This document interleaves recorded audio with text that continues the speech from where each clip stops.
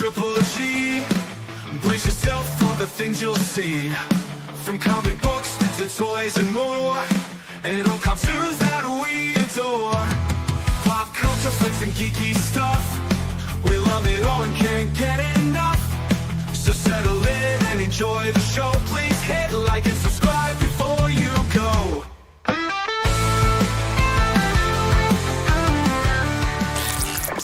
How's it hanging, YouTube? Peter here, your ginger, Geordie, Geek. Welcome back to another episode of Panel Breakers. We've got tons of news and reviews and all kinds of shenanigans to get through tonight, so it's going to be a busy one. So, as ever, I'm joined by my good pals. We've got Efren, Past Point Comics. How are you, Efren? Guys, I didn't think I was going to make it, but I made it in time. You know, I told my schedule, screw it. I have to be here for your show, and I got to hang out with Phil. So this is a good time. Good stuff. Good stuff. Always a pleasure, Efren. Always a pleasure. We have got my favourite Irishman. Phil, how are you, sir? Are you well? Oh, I see what you did there. We're off. How are you, Phil? Separate country, but okay. Yeah, that's like a bloody good night, James. How are you doing, mate? I'm all good, thank you very much. I do feel like I'm imposing. You know, I was subbed in, but no one seemed to be subbed out. But No, you're never imposing, Phil. You're never imposing. It's always a pleasure to have you, pal. We've got Super Sorrel. How are you, Sorrel? All good, man. How are you? Not bad at all, pal. Not bad at all. And, of course, we've got Mr. Keegan himself. How are you, James? Always a pleasure. Good to be here. Always a pleasure. Always a pleasure. Some lovely little shorts at the moment, James, with your little baby face on screen. It's lovely. It's nice. I don't like it. I don't like. I like Nice to hiding behind edited footage. Is my way. Out of the way, James. I have a voice for, or a face for radio, as they say. You know. That is true. That is Yeah. true. Let's see who we've got in the chat, and then we'll make a start, ladies and gents. We've got Terry. Nice to see you, Terry. We've got Shelley. Always good to see you, Shelley. We've got Wayne Deacon. Hope all is good. Let's hope the panel are in their birthday suits. You don't... Nobody wants to say... My wife doesn't even want to say that, Wayne. No one wants to say that. We've got Phil. Let's go. Stephen Butler. Evening all. Hope everyone is well. We've got Fuzzy Dunlop. Godoosh. We're back again. No silly business. No fibs. No eyebrows. Let's go. Well, what? win-win, I think. Win-win. I'll take it Win-win. as a compliment, a win-win. Win-win. Win-win. We've got Stephen Lancaster. Nice to see you, Stephen. Hope you're well, my friend. Hope you're well. Right, chaps, let's just crack on because we've got tons to get through tonight and we've got some good stuff I want to chat about. So, we're going to start off, as we always do, with a little bit of news. Before we do that, we just want to say hello to Ash. Nice to see you, pal. And Chris Bell. Good to see you as well, Chris. Okie dokie. Right. Yeah, Rob Liefeld. Everybody knows Rob Liefeld, the guy who can't draw feet. He is doing another Youngblood. So Youngblood issue 1 returns and it's sold out already, guys. It's absolutely gone nuclear. There's tons and tons of variants. There's second prints and all the rest of it. It seems to be the big book of the moment. And I guess the question I want to ask you is why? Why? Does anybody care about Youngblood anymore? I thought Youngblood died off about 20 years ago. Anybody read it or anybody interested in reading this new Youngblood story? Not me. I would guess it's because the character's kind of been retired for such a long time that, you know, it's people feel like there might be like spec involved with new characters being introduced or something like that to the Image universe. I mean, the characters retired for a reason because they were crap. Nobody gives a shit. Nobody cares. You know, but it is like the founding character of Image Comics, isn't it? Characters, it's team, isn't it? So yeah, Do you know what? That's even news to me. Because I don't. You haven't got a clue, have you? You're just talking. You don't know who Youngblood is. We're not talking about that man with the leather pants who's singing aboutOzzy Osbourne. Is that Youngblood, isn't it? Yeah. No, this is a group team. This is a team. Sorrel, Well, it should be save him. plural, Young Bloods. That makes more sense, wouldn't it? Jesus. I'm wondering whether because of like youngins today when they're trying to read the comics, there's like 30 or 40, 50 years of history with Marvel, DC, and Image and all that stuff. Whether this is because this is kind of rebooting, is kind of a new introduction to a new bunch of characters in comics. Is it a jumping on point for new readers, maybe, and that's the reason? Maybe, yeah, It's maybe. not like 30 years of convoluted stuff to know before you're jumping in. It's going to be all brand new again. Maybe. Phil? Phil? Reintroducing everything, aren't they? I just think Rob Liefeld's that much of a well-known entity in comics that he's hyped this book up a lot. People have jumped on for different reasons. I don't believe for a second they jumped on because Youngblood was so good back in the 90s. I think it's a case of like a bit of hype train Bit of nostalgia, maybe. But again, Rob Liefeld, albeit controversial at times, he's still a big name in comics, isn't he, really? He is, rightly or wrongly. Let me know in the chat, guys. Is anybody intending to pick up Rob Liefeld's Youngblood issue number 1? We've got Joshy. Nice to see you, pal. Hope you're doing well. Chris, Weight Watchers Fuzzy. Oh, God. We're on to food already. It's sold out because Rob has bought them all himself to flip on whatnot. That is very true. People buy any shit. That is true as well. There's no getting away from it. Nobody cares about Youngblood. I think that's my point, Chris. I don't think anybody gives a flying shit about Youngblood anymore. James doesn't even know who it is. Sold out. I know. Flippers, isn't it? Was there a blind bag for this, Pete? Because I mean, if there was, I'm all over it. Do you know what I mean? If I would 100 of them in the car. 100 of them. Yeah, 100 of them. Fuzzy's got the Scotty Young cover. it looks nice. It looks nice, though. It does look nice. It does look nice. And Mark Spears has done a cover as well, which is pretty nice, I have to say. Never mind. Efren, you sent us this. Alan Richardson, who's the guy from Reacher, is that right? Yeah. Yep. Apparently I know we've been talking about this for absolutely bloody ages, and there's been lots of hums and haws and stuff like that. He's now confirmed. Alan Richardson himself has said that he's confirmed he's in talks to star in a DC movie, or be in a DC movie. But what he said is it's a messier role in the DCU. So that doesn't imply Batman to me, which is what a lot of us are kind of hoping for. So Efren, I'm going to come to you first. If he's coming to the DCU in a messier role, which is an interesting term, I think, what are you wanting to see him as? Who are you hoping he comes into as? These 6 characters that they showed along with his picture, to me, the one I would like to see him as Ted Grant Wildcat. I mean, a more grizzled veteran type, character. I think Shazam is too, boyish, just that, he doesn't have that attitude. But to me, I think it would be Wildcat, I mean, Wildcat's a great call because we've already seen him with hints at, actually Wildcat was on the Image in Superman, wasn't he? So, when they went into the Halls of Justice and you saw that mural along the back wall. Okay, yeah. Wildcat was a character that featured in that. So we know Wildcat is in the DCU. So that makes sense. James, what about you? Yeah, I mean, it comes down to what does he mean by messier? Like, that could mean the character is physically messier, or it could be it's messier for him to play that character. I'd like to think, because out of those characters that are shown there, even I've been quite vocal that I would love to see him back as Aquaman. He played Aquaman in Smallville, so it's messy in the sense that he's played the character before, and kind of that might be confusing for people, I guess. Even though I think that was so long ago, nobody would care. I think if you want a tough, cool, blonde guy to be Aquaman, he's, I feel, a perfect choice, and he's obviously got a fan base himself as well. So that's what I'm hoping anyway. Yeah, interesting one. I mean, the way you described him, messier there, I'm going back to Efren's Wildcat. Wildcat's continuity is very confusing because he was from the JSA and then there was the whole time slip and stuff. So that could work. I'm not convinced about Aquaman. I don't think Aquaman needs to be huge, and this guy is huge. Sorrel? I could see him as a good Bane. I mean, he's massive. He's a big dude. He could play a very intimidating Bane. He's a big lad. I'm gonna be honest. I'm gonna be brutally fucking honest, people. I'm not as middle class as you, Pete. Don't know what the word messier means. I'm not gonna lie. Messier, as in, well, just messy. It's it's all over the dirty, shop and as in, not necessarily dirty. Messy, as in it's not straightforward, is how I've read it. Okay. Do you know what I mean? I've read it as it's not going to be a straightforward character to pick up and run with, and that could imply to the fact, like James has said, he's played the character before, so it's messy in that regard. Or the character's been portrayed in multiple different things, like it's a very well played out, that kind of way. It's messy in the sense that there's a history with the character on screen. Yeah. Depends. Terry's just saying Wildcat's dead in the comics, so this may help resurrect him. Unboxing's just confirming that Alan is confirmed to be her next husband. That's very good. That's congratulations. I'm sure Alan will be over the moon when you let him know. Deathstroke is the vinegar stroke of a pensioner. Oh my God, Phil. Chris even. God, get the names wrong. Phil, what do you want to see him as? Well, first of all, I met Alan in my gym one time. I helped Did you? him. I thought you might have. Yeah. Did you help him get into that physique? That's all down to me. So unbox it. You're welcome. You're the Aquaman trainer, is it? Is that yeah. But do you know something?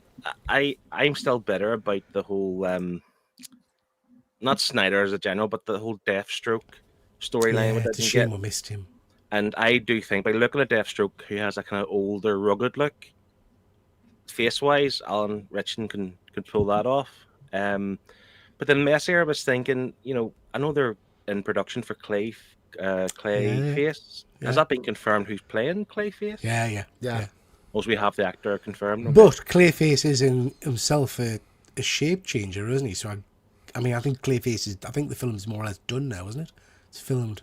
I'm not sure. It's filming at least. I'm not sure if it's wrapped yet. But I like to see Deathstroke from those 6 you have shown there. But I'm sure there's a plethora of characters that he could. Yeah. I would love to see. We haven't had a live action Deathstroke other than that couple of minutes at the end of. Was it at the end of Justice League? Yep. The Josh Whedon one, wasn't it? The cut wasn't on the. I think so. Yeah. That was in both. Oh, was it? Post credit scene where he shows up and meets Lex Luthor. Yeah. Mm-hmm. I was shocked it was in the Snyder Cut because I thought for sure that was a Joss Whedon. Yeah. Shoot, but it wasn't. I didn't. He's on the show. How the hell do you still call me Phil? You just look like a Phil, Chris. You just look like a Phil. Killer Croc would be good. That'd be great. That'd be awesome. I'd love to see that. Yeah. Messy because he's always in the sewers getting covered in filth. Yeah, no, that would work. Only if he's Aquaman. Yeah, you just like that tight speedo. I must admit, I read it as Messiah at first, and then I wondered about a typo. Yeah. Clayface is wrapped. Yeah, I think so, Dan. I think so, pal. Okay. Arnold Schwarzenegger. That's terrible. I'm not going to do an Arnold Schwarzenegger impression. He's apparently in talks with Predator Badlands director to return at some point as Dutch. We know we got that heavily hinted at the end of the animated movie that they did a little while ago. I'd be up for this, I think, guys. I mean, obviously, he can't be running around, get to the job by and all that. He can't be, I'd like to see. Don't you dare, Sorrel, hang your head after some of your impressions. Don't you dare! How dare you, sir? No, I'd be up for this. I'll go to Phil first. Phil, what do you think? No, please. I love Arnie, but at some point you just have to give it up unless he's playing some sort of older vet behind the table, kind of, what rank would you be if you're high rank? Like a major or something like that. Yeah, something possibly, but not as like the main star of an action movie anymore. Give it up. You have to be ageist and stuff, but I mean, I think it's done. We've got you back on the show for one episode and already alienating 90% of my audience with ageist comments. It's a disgrace. It's a disgrace. Terry, he's nearly 80. He's half Terry's age. Where's that Predator versus Judge Dredd comic adaptation? That would be cracking. I would love that. CGI does wonders for older actors. It does. It certainly does. We said this about Keaton in The Flash, then everyone left disappointed. I wasn't disappointed in Keaton, but Fuzzy, I was disappointed in the movie. It was still nice to see him back. Arnie, can't wait for this. I'm getting a bit of bounce back, guys, from someone's mic. I'm not sure if the rest of you are picking that up or if it's just me. Yeah. Recently watched Fubar on Netflix, and it's surprisingly fun to watch. I've not catched that one yet, Stephen. I've heard it's good, but nice to see you, Arrowfire. Nice to see you, pal. It's not exciting to me. I love Dutch, but I love Dutch then. Nobody needs a saggy old Arnie flapping about on screen. That is true. That is true. Anybody else got comments about this? Sorry. I think he will return as Dutch, but I think he'll be in a voice role only. I don't think he's going to appear on screen in live action. I think it'll be the animation. You like the Killer of Killers? Yeah. I think it'll be an animated thing, and I think Sigourney will probably return in that as well. And that's where the Alien vs Predator crossover will be. It's all going to be animated, I reckon. Yeah. What? So, Killer of Killer, like, he'd be de-aged. It would be him and Danny Glover and Naru from Prey. And if anyone's seen Badlands, it does directly set a sequel. So you would have kind of a crossover kind of thing with there. And I think Sorrel could be right that that's where they throw in aliens in there and maybe get Sigourney Weaver for that. But I can't imagine them doing that animated. I think you'd have to that would be such a big event film of bringing all those characters back, But Danny Glover is old as shit now, so I don't know how you. Danny Glover. I don't think. Yeah, they could leave him in cryo freeze, I guess. But the character would be, unless he gets out of cryo first and then ages naturally, and then it's Naru. So the characters kind of ages line up, maybe something like that. But I can imagine if the next mainline Predator movie will be a big cross up, bringing lots of these characters back for like some kind of like, you know, like the movie Predators, but with characters that we're already familiar with, you know. Yeah. Well, put it this way, Funko just literally announced that they're doing the Alien versus Predator Funko line literally today. So, and that's after all the Badlands stuff's gone really well, and there's literally loads of merch coming out for Alien and Predator right now. They're cashing in big time, so there's some more stuff on the horizon. I think Disney's got big plans for this franchise. I honestly do. There's definitely going to be a massive crossover coming up very soon. If you've watched Badlands, there's a good post-credit scene. Dean getting Arnie and Sigourney Weaver using for an animated film. Yeah, I guess it depends how much the chucking money They're too old. They're too old to appear in live action. Come on, are we honestly wanting a saggy Arnie on screen? I love Arnie, but come on. It could be like the mentor character or something like that. He doesn't necessarily need to do all the action. I just, there's no hope in hell you bring Arnie back and it's an animated movie. Like, it's just not happening. It has to be live Stephen action. Butler. Does anyone know when Badlands is in the timeline? I don't, Stephen. I'm not sure when. It's the furthest ahead, they've said. So it's past anything that, like, Resurrection is quite far ahead. That's past that, past Killers and everything. So It's even set after Alien. It's set long after everything. Okay.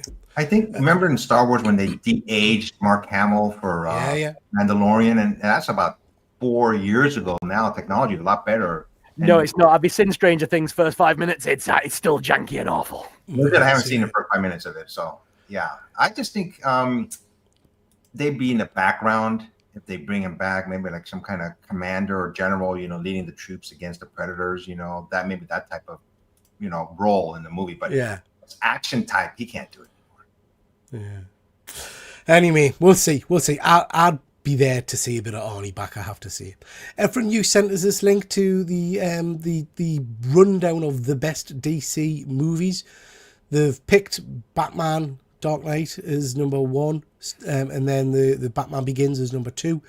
And then we've got a list of the other DC movies there. I don't think they're massively out. Anything you want to say about that, Efren? No, I just thought it was an interesting. I was like top 10 list, you know, but I mean, like more than half are Batman movies, obviously. You know, it's like the first 4 Batman movies and 5. 5, you know? yeah. The 5 are Batman movies. That's great. The one they missed was Adam West Batman movie. You know, I think that should have been in the top 10. You know, the one from the 60s. That's a classic movie, man. I Sometimes you can't get rid of a bomb. Yeah. It's interesting. The new Superman movie is not featured on there at all, is it? Just looking at it. No, we don't know when's this from. It might have been from before that. What'd you say, Phil? Sorry? It wouldn't feature. It wouldn't be better than any of those movies. I love the Superman movie, but it's not better than any of those 10 there. It's better than Aquaman. Oh, I quite like First Aquaman was really I like good. Aquaman, but it's better than Aquaman. I'll tell you what shouldn't be there. Actually, it's a lie. Batman 89. That shouldn't I be. knew you'd going to go there. I knew you'd go there. Get off. Get off this show. How dare you, sir? Batman, I'll have you know it's number 3. And that's a good place. Dark Knight Rises just shouldn't be that high either. No, that's cack. That's a cack film. Yeah. I'd swap that out for something else. Yeah. Watchmen's very good, mate. I do like Watchmen. Yeah, Watchmen is. Chris Bell's confirming that original Batman movie should be number 1. Yeah, there you go. Michael Keaton and Jack is the best. I concur. Absolutely agree. Okay, moving on, guys. Sorrel, you sent this over to us. This is Fantasia is 85. I cannot believe that. 85 years old. Can you believe 85 this year? It's the 85 Wednesday this week. Tomorrow. It's 85 this week, which is insane. Disney's doing a boatload of merch for it. There's going to be some limited edition plushies, dolls, all sorts of stuff going on at Disney. And there's going to be, I think there's something going on in Disneyland at Anaheim as well. I think they're doing something to celebrate it as well. But yeah, 85 years, that's ridiculous. I'm going to sound like a real old fart here, which I know will surprise you because I'm not. But I watch Fantasia, and I don't watch it regularly, I have to say, but I have watched it 4 or 5 times maybe in my lifetime. Seen it over in Disney and all the rest of it. I don't understand how the animation from 85 years ago can still be better than some of the animation we're getting current cartoons and stuff like that. Hand-drawn, yeah, it's just, I feel like we've taken a step backwards with some of the stuff.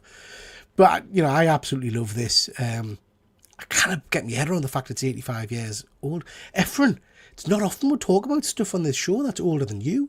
Yeah, you wouldn't have been around when this came out, were you? No, I mean, close. I mean, I was like 19 years difference between me and Fantasia, you know. Yeah. So. But, you know, I think you mentioned, Peter, like how it holds up. I think one of the reasons was that I think these people who made Fantasia really cared about it. Yeah. They put their heart and soul into it, and I think it shows throughout the decades. I was thinking that when Peter mentioned there about animation today, they don't care today. It's all about money and Yeah. whatever you're willing to pay. That's the level of quality they give you. Whereas this was something more made with love and proper art. Yeah, proper art. I think that's the thing, Phil. I think you're right. Proper painstaking art. And then I just wanted to mention this, and I really wanted to mention this to see if anybody knows what the hell it is. So SWAT Cats, I think I completely missed the boat on. It's a bit like Teenage Mutant Ninja Turtles. There's a big Kickstarter out at the moment for this.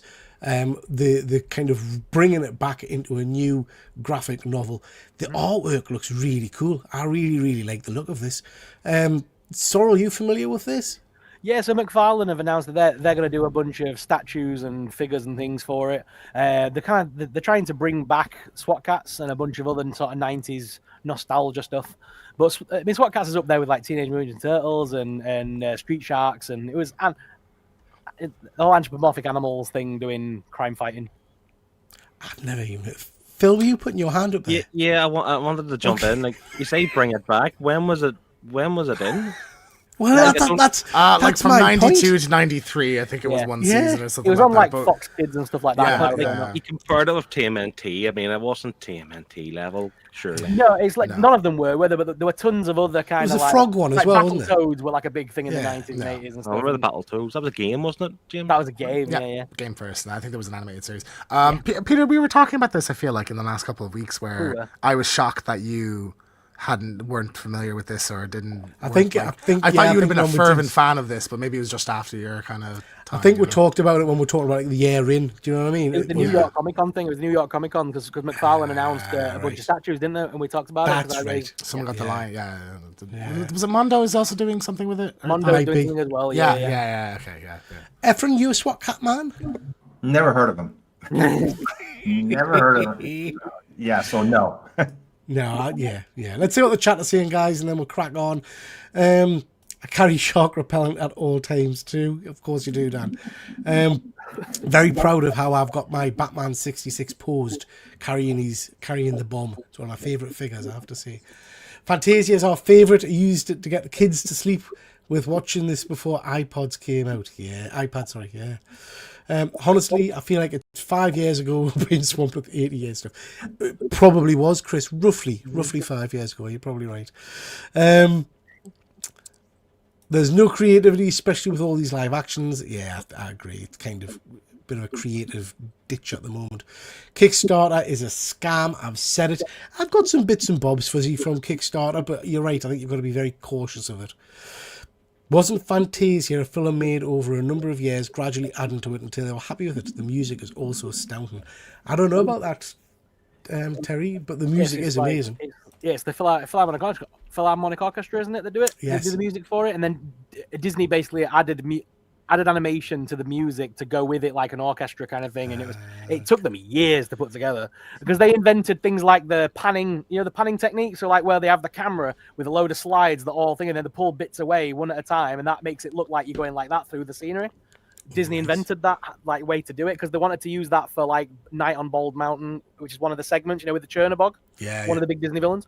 They used that for that, and they used that technique in like Snow White and Beauty and the Beast, and it's a technique they used for years, but they invented it for Fantasia, I believe. Okay, very cool. Okay, book that I've recently read over on Rusty Staples with my pal Andy, V for Vendetta. I know a few of you guys who've talked about V for Vendetta before. Big fan of the movie. This is the news that there's going to be a TV series. Mr. Keegan, what do you think about this? Yeah, I mean, HBO has a penchant for quality. I think they did a great job with Watchmen, so I'm very excited. Do you know if it's a retelling or is it going to be just in the same universe? I don't think they've said much about it, just that there's going to be a series. Yeah, they announced earlier today that James Gunn's going to be executive producing it, so it's technically a part of the DCU. But I don't think it'll probably be Elseworlds though, wouldn't it? V Vendetta, is that not classed as Elseworlds? It wasn't under the Elseworlds banner, but it is Elseworlds. Now it is. Yeah. But yeah, it's gonna be part of Gunn's bigger picture, I think. But if he's going to be producing it, I would have thought maybe. Well, just because it's a DC property Project, mentioned. yeah. He has to throw his name on it, because he's head of DC. But yeah, no, I like it. Great. I think if it is an adaptation, there's like more material than the movie was able to cover, so that's great. And yeah, they have a great track record of handling these kind of properties. So really I love this series. Well, I love this movie and book. Like I say, recently reread the book and it's phenomenal. So I hope it's a faithful adaptation. Phil, is this the one that you guys have read? Have you read V for Vendetta? I've never seen the movie, never read the book. It's always been something that's kind of on the radar because a lot of people talk about it, especially the Alan Moore. I think that's the one you were talking about, the Alan Moore book. Yeah. But yeah, I vaguely remember the movie coming out. I had a bit of hype around it as well. The movie's really good. Hugo Weaving, I think, Natalie Portman. It is a very strong film. The book's even better, I think. But it's one of those books, a bit like Watchmen, that you've got to sit and invest time in. You can't just expect to quickly flick through it. My brain can't compute that. I know you struggle. Things like V for Vendetta and Watchmen are such chunky books that I think as a television series over 6-7 hours, like 7 or 8 episodes, whatever it is, I think they can really tell the story better. The movie's great, but they do cram a lot into that 2 hours. I mean, as a television series with 8 hours, they can do a lot more. Efren, you familiar with V for Vendetta? You read it? I remember watching the movie when it first came out, and it was a good movie, So yeah, I'm looking forward to this. I never read the book, though. So yeah, it's worth reading. People are concerned. Wayne Deacon, has someone booted Wayne out again? James, you've not been kicking people out again, have you? I've relinquished my admin control from the group Good. since that incident. So no, I have not. Excellent. I don't think HBO missed much, so should be pretty good. Yeah, very true. This worries Fuzzy a bit. C4 Darkman confirmed it's an Elseworlds tale. Hugo Weaving, superb actor. Absolutely superb actor. Slightly disappointed we didn't get him back as Red Skull, mind. Although I did like, was it Ross Thingy-Majig who picked him up? Yeah. But I did like him as he did a great job. Yeah, I did like him in the first Cap movie. Worried about V. Watch him take the mask off every episode. Yeah, as long as they don't, it's the same as any of these things. As long as they don't dick around with the source material, I'll be happy. Do you know what I mean? Just give her a relatively faithful rendition of the original story. This is interesting. This is Avengers 800, which is a big anniversary book, loads of different stories in it, but it heralds the return of Mark Bagley to the Marvel Universe. Bagley's not written for Marvel for a long, long time. Kind of interesting that he's coming back for an Avengers tale. I would have hoped he would come back for Spider-Man, to be honest. But this is opening the door for him to come back and do a lot more work back with Marvel. You guys familiar with with Bagley's work? Not Mark Bagley, man. Bendis. You guys familiar with Bendis's work in Marvel? Spider-Man, mostly. Yeah. He did a lot with Spider-Man. He's well known for Alias, Daredevil Run, all that kind of stuff. I find his work hit-y-missy, I have to say. I find his work when he went to DC and he took over Superman, it was atrocious. It was. Good. Did he do Batman for a while as well? He done a miniseries of Batman Universe, maybe it was called. Yeah. So him and Tom King swapped across to do That's right. each other's book, but the Superman run was not great. Yeah. Maybe he will thrive more back at Marvel. Yeah. Apologies, ladies and gents in the chat. It's Mark Bagley artwork. He's worked with Mark Bagley. I got my names confused. It's Bendis who left Marvel and is coming back, not Bagley. So yeah, Fuzzy's confirming it was DC, Vertigo, not Elseworlds. Is that V for Vendetta? Fuzzy, I presume. Yeah. Bagley works quickly. I absolutely love Bagley's artwork. I have to say he's one of my favourite artists. I just think it's beautiful. His sketches sometimes are a bit rough if you get them from conventions. I've always steered away from them a little bit when you see them. Have you got a Bagley sketch, Efren? I don't know. Do I? He's that many, he doesn't know. I got so many sketches, so maybe I do. I'll look for it, see if I have one. Not sure anymore. Marvel are desperate, but why would you bring Bendis back for backup stories? Yeah, Andrew. I don't know. Marvel do need some big hitters back. They need some big quality storytelling. Big Bendis back. Absolutely. They need something that's going to reignite the universe, and I think that's probably what we're going to get. So there's a Fuzzy, help us in the chat. the guy who did the Great Avengers story I quite enjoyed recently, set in the future. How are you, man? We talked about him on the last show. He's coming back for a new kind of Avengers Disassembled series. And it sounds interesting. And you guys remember his name? Can't remember what his name was. Jed McKay? No. He did Avengers Twilight or Avengers... Twilight was Chip Zdarsky, no? Yeah, Chip Zdarsky, I think, is coming back. So I'm hopeful for that. Fuzzy, the artists are shocking. Yeah, there's some real dodgy books out there at the moment. He was the person who aged up John Kent, which everybody hated. He did it supposedly because he doesn't like kids. Wow. That was Tom Taylor. Wow. Chip, thank you. Chip Zdarsky. Daniel Kuhn and Chip Zdarsky, yeah. Yeah. Okay, guys. Negative Zone. Phil, don't know if you've done this section of the show before, but basically just want to know what's pissed you off this week. If there's anything that's been irritating you that you'd like to get rid of and bang off into the Negative Zone. I'm going to start off, and this is kind of Sorrel's fault, to be perfectly honest. What kind of a shit system do I have where the first episode of It comes out, and then we'll get very excited and say, oh, it's out on Friday, so we'll watch it, and then it's not out for the next week? So I don't know if you guys noticed, but because we got It on the Friday, so we've got 2 episodes in pretty much the same week, get loads of bounce back, guys. Could you just mute and then unmute when you are talking, please, chaps? Because we got It kind of twice in a week, there was no episode last week. And I was all excited for it. But it was only a couple of days early, though. Like, that's the weird thing, is like they were just showing it 2 days early, so why would, like, so then we would have had an episode that a couple of days later anyway. So why are they not showing this week? That's bizarre. Exactly, it irritated us, and it was because I was in. So the episode 3 has gone out this week, I believe. I haven't seen it yet. It's out. Yeah. But episode 2 and 1 and 2, if you want to be correct, was like all in week 1, wasn't it? And I had a full week without it. It just irritated us. Technically. It's not technically about it. It was only like 2 days early. It was like 2 days early, though. That's not. It wasn't. It came out on the Friday instead. It pissed us off. Instead of Sunday. Because we're in the UK, we got it on the Monday. Technically, Americans get it on the Sunday. Listen, I'm allowed to be angry about whatever I want, right? And that pissed me off because I went to watch it and I was excited and it wasn't there. And I ended up watching the original It instead. Frustrated us. Ephraim. Has anything upset or irritated you this week?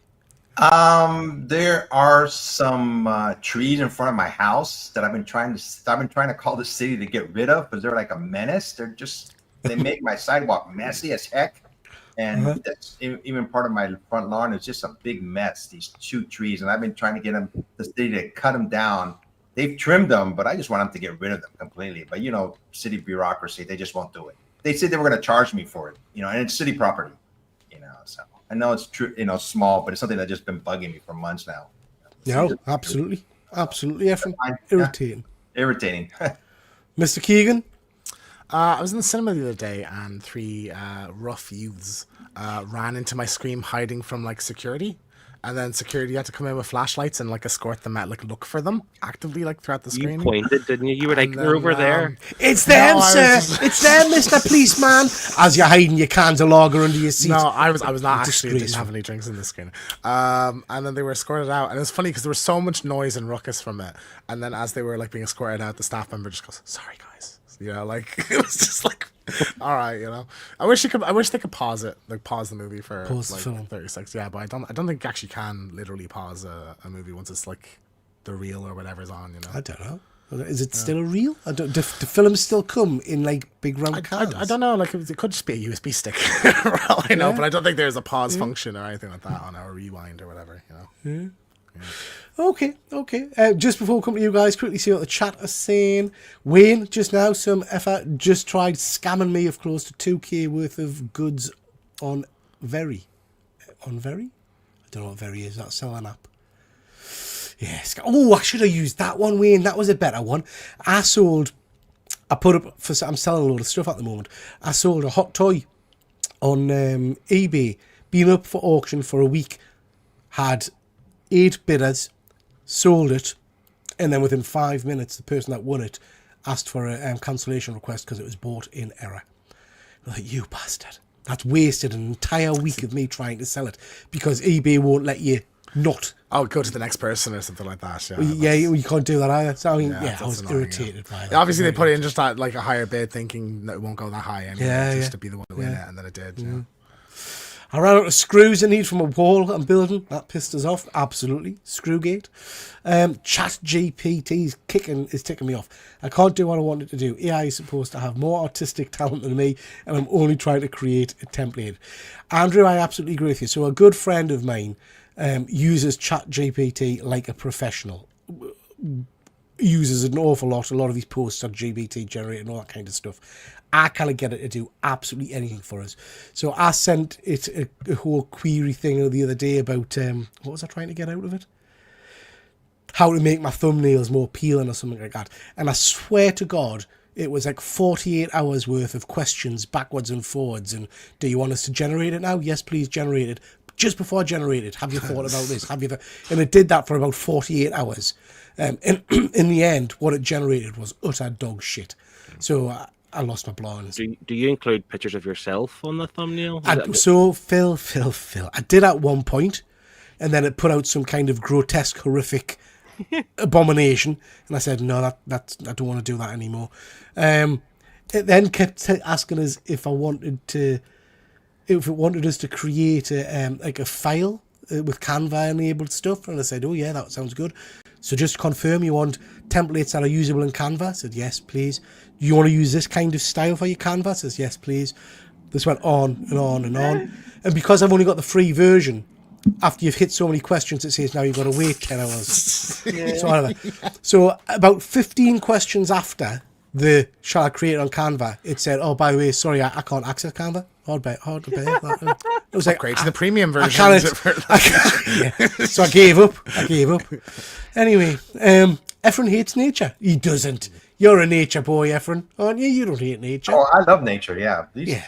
These trees are just like a menace, though. Man. Yeah, he only cuts down trees that are a menace. Fuzzy. Yeah. Guaranteed Keegan turned his phone light on. Absolutely. I bet you did. I knew where they were sitting and everything. I was just waiting for the staff to catch them. It was quite exciting, actually. Know what you mean, Peter? I switched on for Panel Breaker. Oh, damn. Last Tuesday to find it was out on a Wednesday. Disgraceful. I know. Terrible. Stephen, the cost of advent calendars. What happened to those but the £1 ones had like dog chocolate in, didn't they? They were they're stinking now. Yeah, the monkey. Bit of crap chocolate each day and being happy about it. Yeah. I think that's aimed at you, Mr. I was genuinely excited, man. Like I was really happy.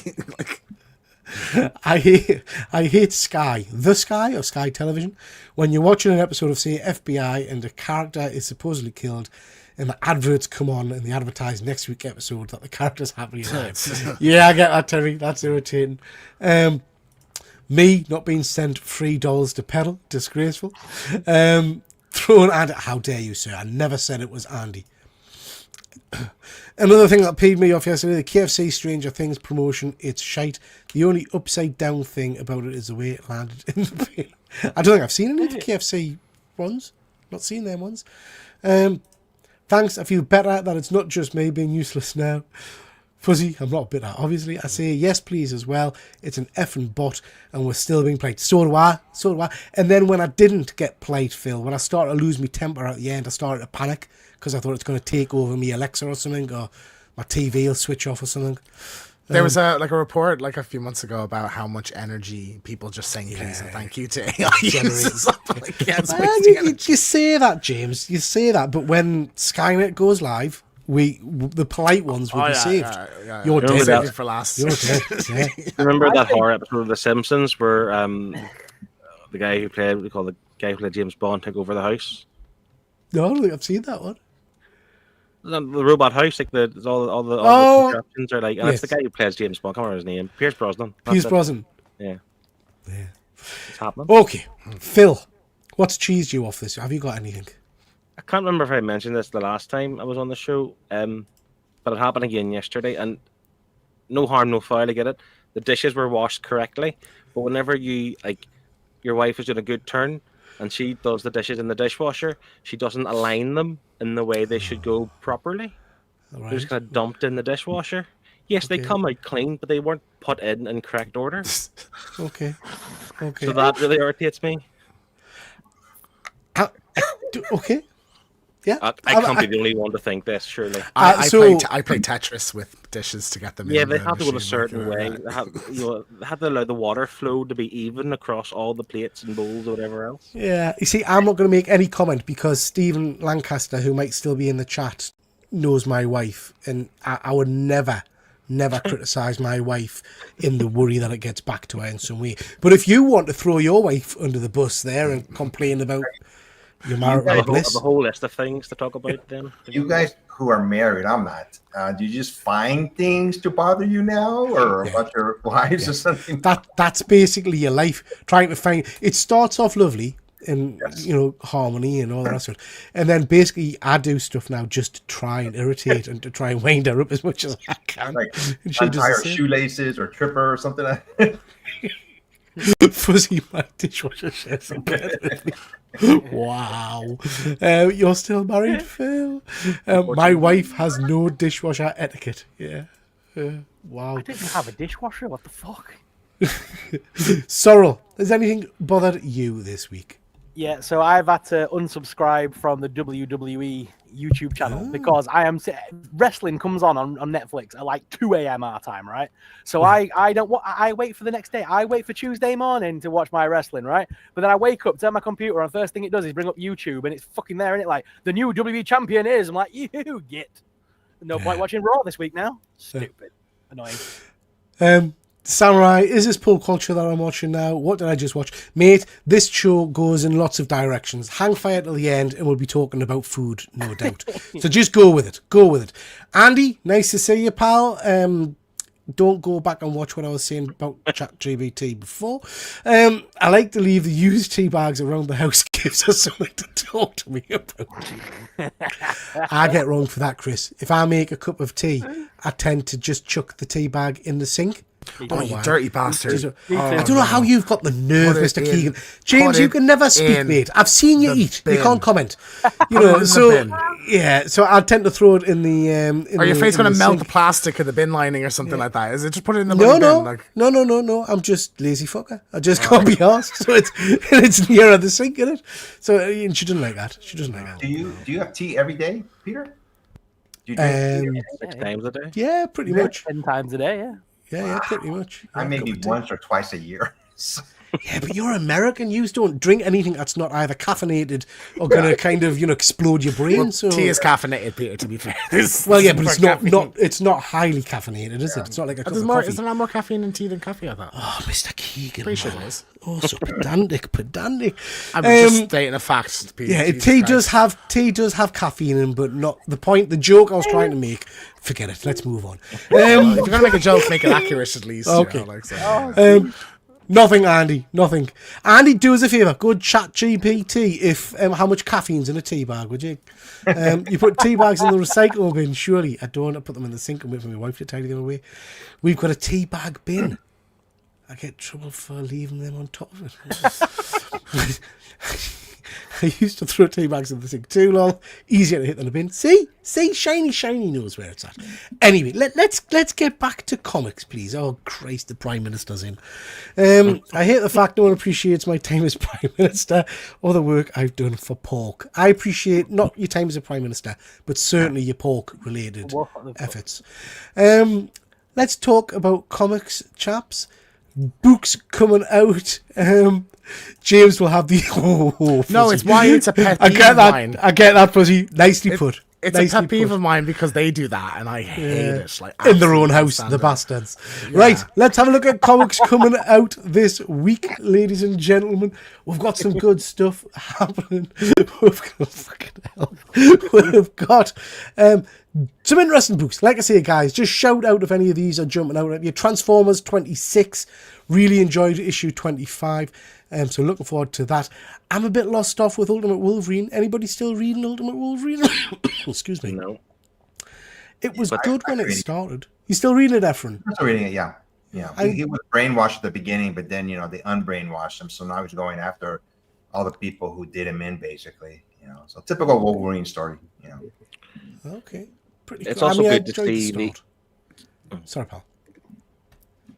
Sorry, Phil. Carry on. Oh, it's good to see the end of volume 3 of Batman. Whilst we're 3 issues deep into volume 4, that's really good to see.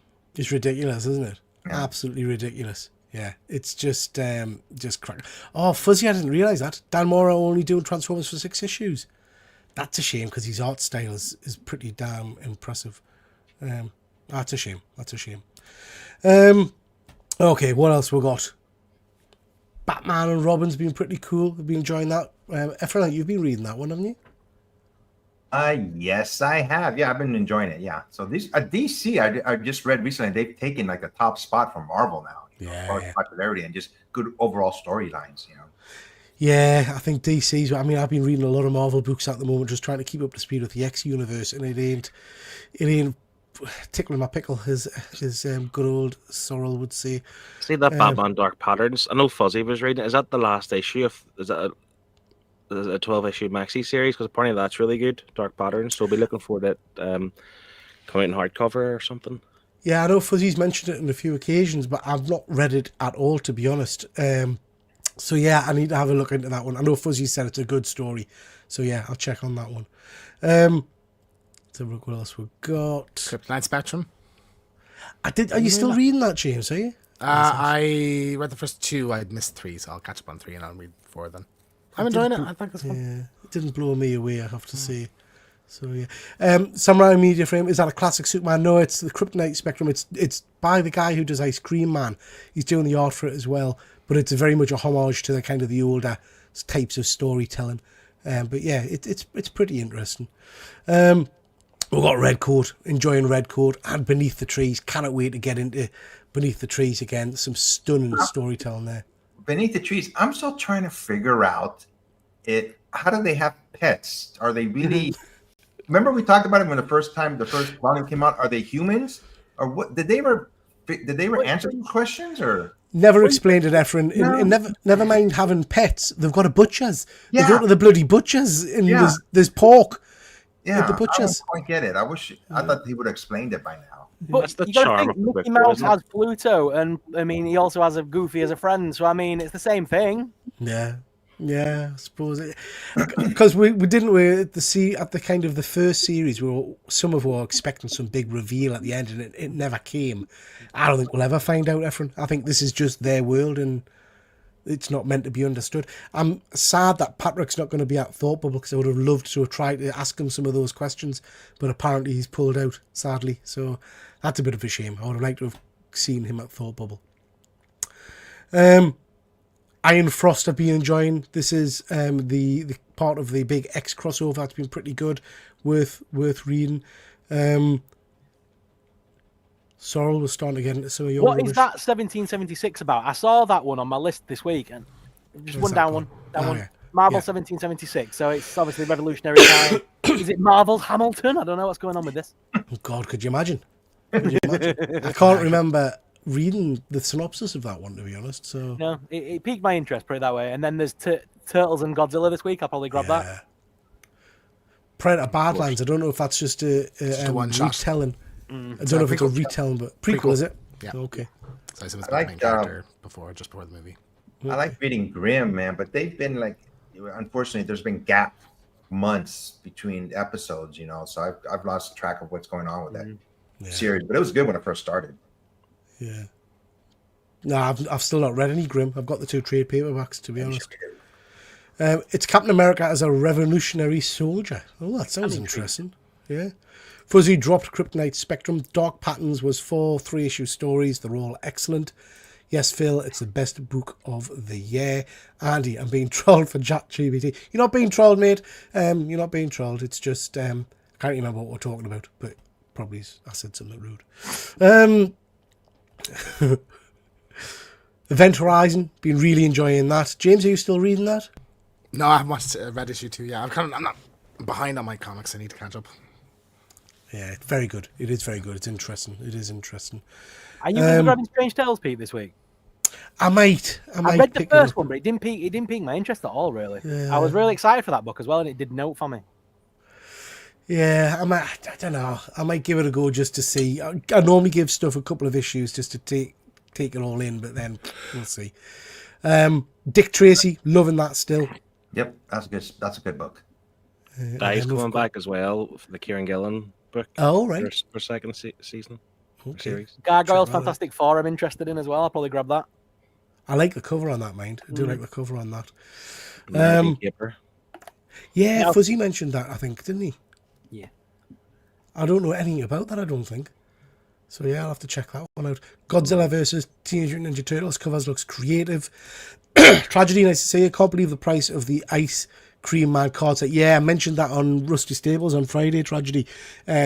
It's gone crazy over here in the UK in particular. It's like 40, 50 quid now for a pack of cards. My comic book store can't even get it. It weren't even on his list of things to buy, apparently. Sold out incredibly quickly. I know Von Hoot was selling a couple of packs on his Whatnot show the other day, but I don't know what they went for. Don't know if anybody in the chat was watching. I put a bid in for 20 odd quid, I think, but I didn't win. Then I had to jump off the show. Yeah, it's gone crazy. It's gone crazy. Now, Pete, you're coming into my territory of books now, God, Pete. let's You're coming just into my territory of books. quickly Grey Lady #1 is coming out this week from Image Comics. Have you seen that one? It's a bit No, further where's down, I that? think, mate. Bit further down. Bit further down. There you go. Grey Lady #1. Not heard of that one. So You're it's right. a new sort of horror book that's coming out. It says writer is Adam Glass and Mike Benson, Okay, don't know. and then Don't Ken know. Lashley's the artist. But it's the people behind Suicide Squad apparently, and Deadpool and things like that. But it's the Grey Lady, obviously based on like a supernaturally kind of Lady of the Lake kind of thing. It's been told it's a blend of like a Sixth Sense and like a supernaturally sort of story. So I'm interested in it. Okay. I do like a good ghost story. Yeah, and then so do I. there's another one coming out this week, Pete, I think you might like, called Night of the Cadillacs, which is the origins of the Blood World story. So it's vampires. It looks a lot like a cross between like Warriors and Lost Boys kind of thing. And that's What's it by called? Keen Spot. Night of the Cadillacs, Origins Blood World. So you No, have to keep heard of that scrolling, one. mate. It's quite further down. It's in the zone that you don't go to. But Yeah. it's in the, It's in the sorrow section, isn't it? It's in the sorrow section. Yeah, mate, you just passed it. There you go. Oh yeah, with So it's, the with it's the a new bloodied vampire story. tongue. It looks quite good. I'm interested. in I like one. that cover, mate. Pete and Sorrel, there's a trade paperback out this week. I think both of you would like. It's the Masters of the Universe crossover of Teenage Mutant Ninja Turtles. Yeah. Turtles Oh, of it's brilliant. Grayskull. Yeah, it's brilliant. Is it? Not- Is not it for you, though? Pete? I like Is it. it though? Is that not the one with one of the turtles with like He-Man's haircut? Yeah, they've got the hair, yeah. Yeah. Have you read it, Phil? Did you see? Have you seen? No, it? I'm just going through the trade paperbacks out this week to see if there's right. anything interesting. Just see I that. enjoyed it, but I mean, Pete would obviously hate it. But I enjoyed it for the fun that it was. It's like on par with He-Man and Thundercats. It was fun. Yeah. I enjoyed it. Okay. But that Night of the Cadillacs, Pete, it's meant to be a cross between Lost Boys and the Warriors, and it looks a lot like that American Vampire kind of thing. It looks very similar. Looks quite good. I shall give that one a go. I shall give. You gotta that do one. you gotta do a mini review on this, or else see if you like it or not. Yeah, let us know. I will be Yeah. doing. Yeah. Whilst we're talking comics, Ephraim, I've remembered this week. Do you want to show us some books that you've got? Will make you big. So I dropped these books. First of all, I got them graded at CGC, and unfortunately, one of them came back a green label, and one of them came back. They said that the comic book was cleaned, and I did clean it with solution. So I thought that was weird. I never seen them posted on there. So I said, "What the heck? I'm gonna crack them and submit them to PSA and see what they catch or what they don't catch." So first of all, these PSA cases they are very sturdy and thick and heavy. Solid on there.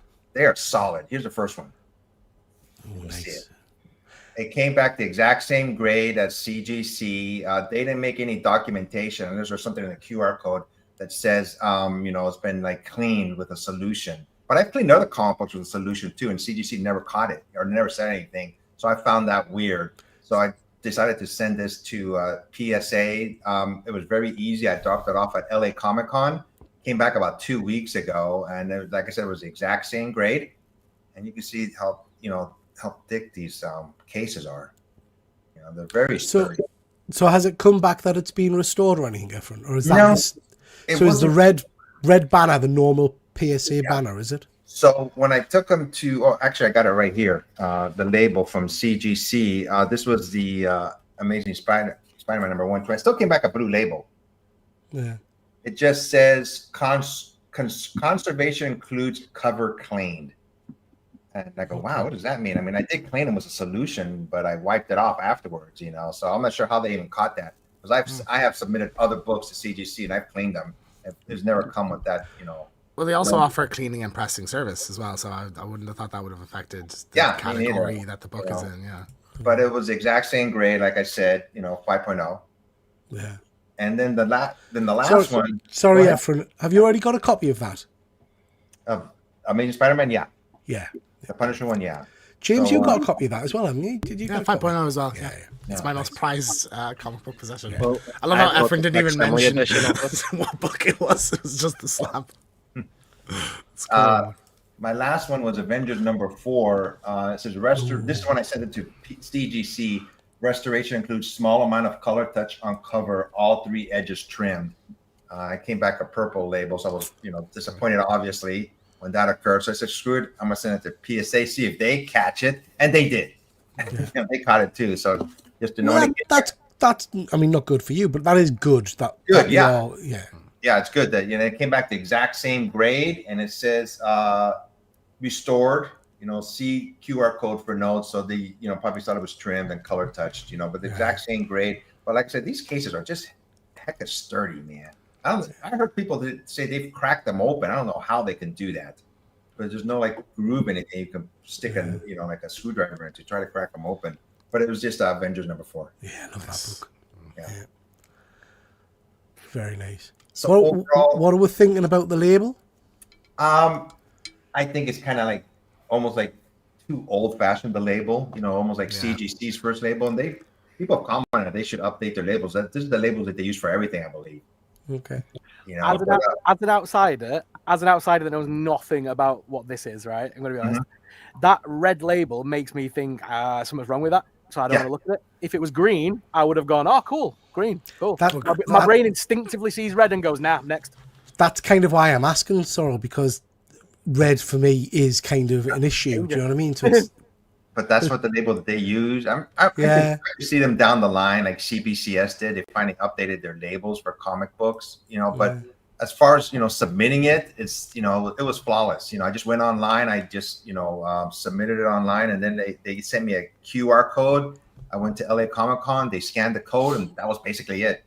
Yeah. You know, so Has there been any controversies with PSA yet? Because I know CGC and CBCS, they've all had something go wrong, where you know, hers in the casing, or the books are bent, or they're all kind of, there's all different stuff. I haven't heard. It'll come, Phil. It'll come, because you know, nothing's infallible, so there will be some issues with them, I'm sure. PSA have had criticism about the signatures, where people have found or been able to submit signatures that are fake, and you know, that kind of stuff. How do I feel about the small notation? Easily missed. It is, it is quite small text. I mean, you can see the label right here. I mean, it's just very small. You could, you know, read fine print. But like I said, there's a QR code at the back. You could, you know, scan it. Yeah, scan it. Yeah. Fuzzy saying that they're 60% heavier than a CGC slab. For sure. Sure, I watched a video online of someone dropping a CGC slab and it shattering, and then dropping one of those things and it just bounced.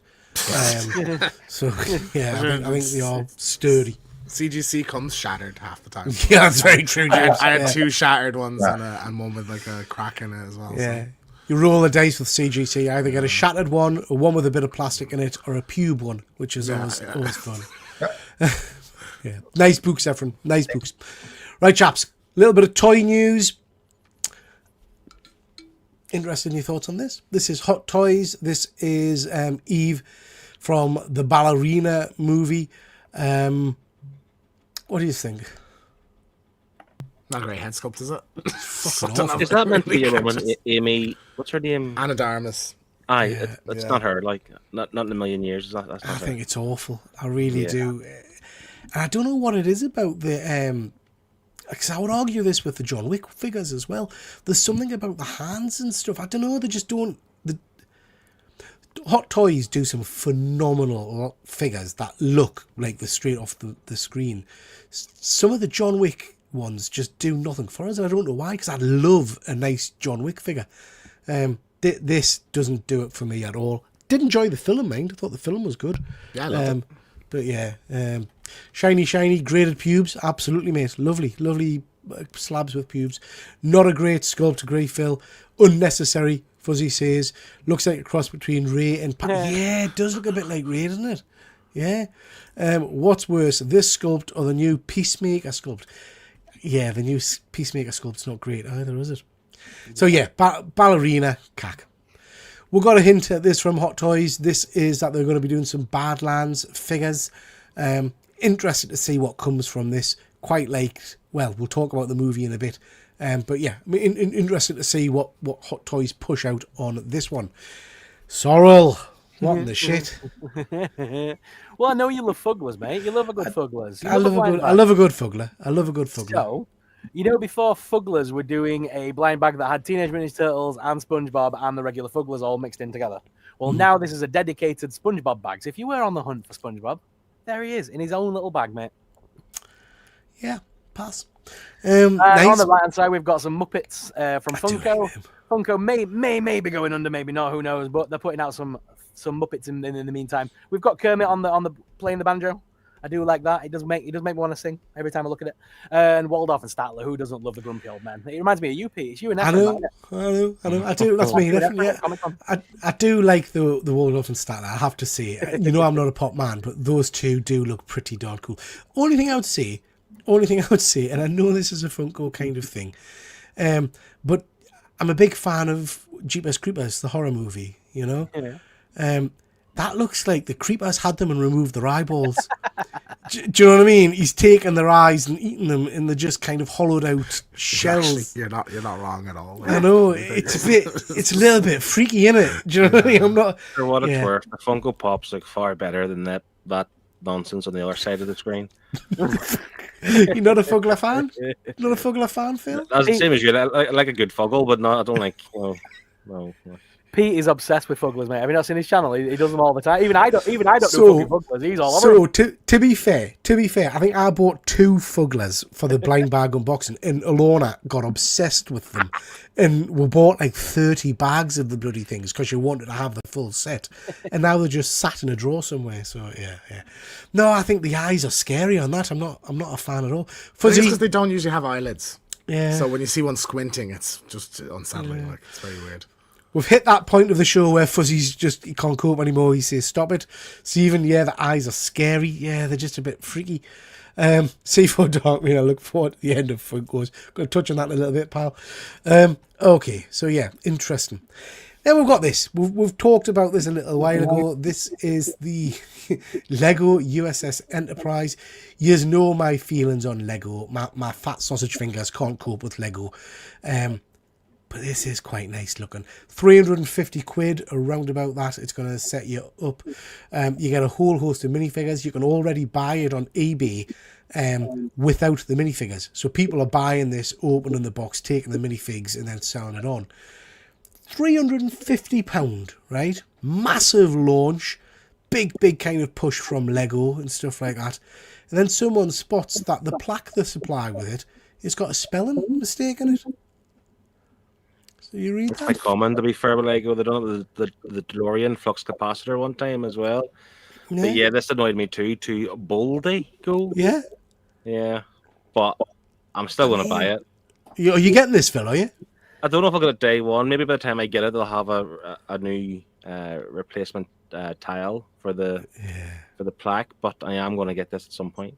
Yeah, me I'm too. guessing that this has got to be a thingy one. Surely that won't go to print like that. Surely this has got to be... It will. Will it? Oh, it's already out there now. People have got it. Oh God! People are showcasing it. It's out. So they'll just put the new tile in the next production line or something, and that'll be forgotten about. And people do sell the single Lego piece on eBay for silly money. Yeah. Like say you can get the flux capacitor. I think they did a lot of Star Wars things wrong as well, because now Star Wars have like a lot of numbers after the characters' names, like FN312, whatever. Like we'll have typos for that as well, and people sell that on eBay. I know Andy, Perpetual Comics, he knows a fair bit about Lego, and he says that these minifigs in particular, and some of these sets, if you don't kind of break into them, go for big money a couple of years down the line. Big money. He buys two every set. One for himself and one for selling down the line. Efren, did you say you're going to pick this up? Yeah, I want this, yeah. Are you going to build it, or are you going to leave it in the box? Yeah, I'm going to build it. I think it looks cool. You know, I've never gotten a Lego. I've gotten some for free, you know, at cons. Yeah. I've never bought one actually. It costs $400 here in the United States. Okay. So I was like, yeah. But if you get it on day one release, you get the additional Shuttlecraft. cruiser or shuttle, whatever it's called. Yeah. I wonder if thing they'll is, I change the think plaque by then. You think they'll change the plaque by then to correct spelling, or Not by day one. No, I'll be a few months down the line. yeah? I was going to say, I think the price point's all right for that. To be fair, I mean, It's a good size. It's a good size for the price. I mean, Lego normally charge a lot more for less. Yeah. I mean, I think Optimus Prime was 160 or 170 or something like that. I do like that this comes with its stand and everything. The saucer section detaches. Yeah. My fear with this stuff is exactly what's happened with the Optimus Prime. I've shifted rooms around a little bit a while ago. In transporting the Prime from upstairs to downstairs was just pointless because it just exploded in my hands. And now I've just got a box. I've now just got a box of little pieces. Do you know what I mean? So it's like, and that's my fear with this. I don't know. I think I'll probably rather spend the 350 and pick up a nice model Enterprise instead, I think. But Peter, see, when you build this, if you had this, you built it, you don't like take off a stand and go around your room, you know, pretend that you're flying the Enterprise around space, you know. Literally just sits there, you look at it. I would. Do you know what I mean? I'll tell you what, I've never been happier when I first got my Oculus years ago, and there was a Bridge Commander Star Trek game you could get, and I could just sit on my fat arse in a chair downstairs and pretend I was on the Enterprise. You know, fire phasers and stuff like that. It was superb. Superb. But yeah, happy days. Happy days. C4 Darkman, my son wants that Enterprise Christmas present right there for him. Love it. Shame about the price. You have to see have you seen the new Iron Man figure? I don't think I have seen the new Lego Iron Man one. To be honest, not seen that one. I hate these ones who sell it without the figures. Some Legos or sets appreciate better than gold. Yeah. Like I say, Andy's got a loft full of Lego sets that are just going up and up in value. His retirement fund. My dyslexia powers prevent me from seeing a problem with that plaque. It's a win-win then for you, mate. It's a win-win. You can get it. Depends on the period before retirement, the figures, etc., can be wicked investments. Price per piece is how you know if it's expensive or not. Interesting. Nerdiest thing I'll say today, maybe Lego managed to make the Enterprise D less appealing than the Enterprise G. I get that reference. And we got Von Hoot in the chat. Nice to see you, pal.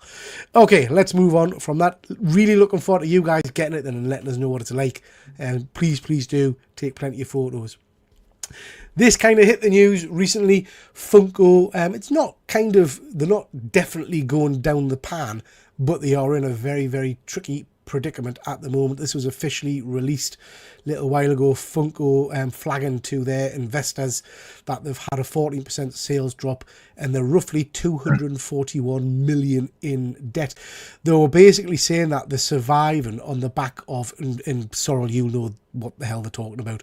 They're surviving on these little things, the little mini pops in the blind bags and all that kind of stuff. They're surviving on Sorrel himself. Sorrel's keeping them alive at the moment. But the bigger pops don't seem to be generating a large amount of money for them. I wouldn't be on it. I wouldn't be thinking to see that if they actually phased out them or like lessened the licenses for the big pops and stuck to doing a lot more of the minis, the blind boxes, the mystery minis, because they're the ones that make the money because they are literally like a blind grab, aren't they? You have to buy multiples to get the ones you want. And they know that people like me are idiots and will buy whole cases of them at a time, right? And drop like 80 quid on a case. So, I mean, I think that's where they're going to go with it. I can imagine that they'll drop a bunch of the mainline stuff. I mean, I guess, you know, just full disclosure, you know that I've got not a lot of love for Funko. But that said, I don't want to see any company fold up. And I know a lot of people really enjoy Funkos. So this is sad news. I Clown sold out within seconds earlier. Yeah. They put the Clown up in his Santa outfit for pre-order. It sold out within seconds. Yeah. I do hope they manage to get something sorted and they keep the line going for the collectors out there. Maybe, I mean, we've talked before, haven't we, that there are thousands of these things. Maybe they just need to be a bit more selective with what characters. Yeah. You can't do every character from everything ever. That's where they've lost the money. They spent license fees for all sorts of IP. Everything. And, like, I mean, everything's got a Funko on it. Yeah. You know, they've been top dog. You know, they've taken over half of every comic shop, half of every toy shop for the last 10, 12 years. Like, decline is going to happen at some point. You know, so they need. I think, they need to scale back what characters they're doing. They own Monda now, don't they? Didn't they buy them a couple of years ago? Yeah. So I wonder if they fold. Peter, you're not getting the rest of your Thundercats. I know. They also own, well, they also own Loungefly. They own all sorts. They've got a lot of companies under the belt. Yeah. I've got they better not fold because I'm banking on them making all of those Thundercats because I've got a video coming out soon. Cat's Lair no more. I sold the Cat's Lair at the weekend. Really? Yeah. Oh, So that has gone with all of my Thundercat Super 7 figures. wow. wow. Yeah. Did you see the Mondo Stranger Things they announced? The Demogorgon. Yeah, I The saw final one. that. It's Oh, nice. see, I It's want nice. that. Von Hoot, are there any... I'm scared to ask this, you know. Are there any Neighbours Funko Pops? Is that an untapped market of one person? I don't know if they've done it, you know. Madge Bishop. that. I would- think if I they would think make so. Neighbours Funko Pops, that's when you know they're in trouble. Really. Yeah. Triple G Comics Funko, yeah, obviously the missing that'll get them out of the debt. LN Studios, nice of you to join, pal. Hope you're doing well. So yeah, sad if this is gonna end in their demise. They have not done a neighbor. I haven't. Pop No, yet. yeah, Von Hoot, no neighbours yet. My dream is dead. Yeah. Someone needs to share the link to their EP. I want Crossroads Funkos. Bloody hell.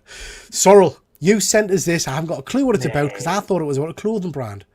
It was. So it is. So Kish, I think they call it. Is it Kish?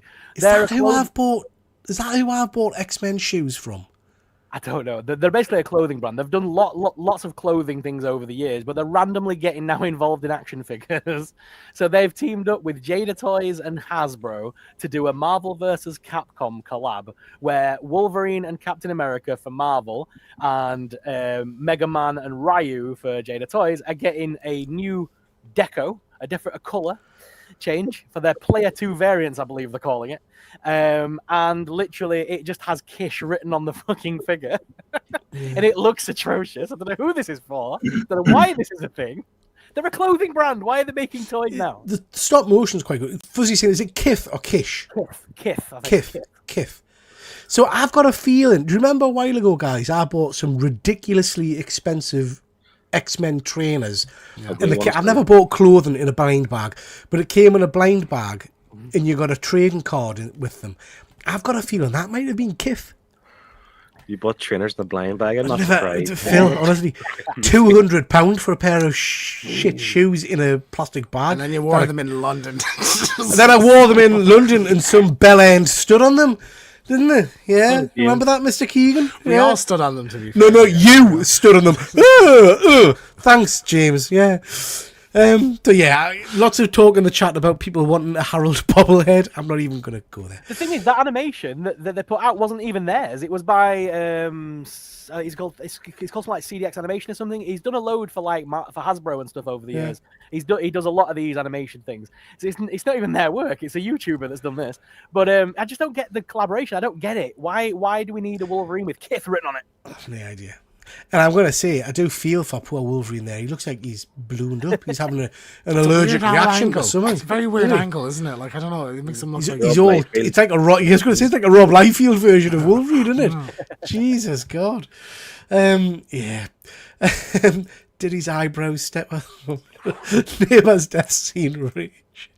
Worst thing if Funko collapses, I think a lot of bricks and mortar comic stores would suffer. I know my local comic store saved some Funko. Yeah, it's huge. It is huge in the kind of the high street market, isn't it?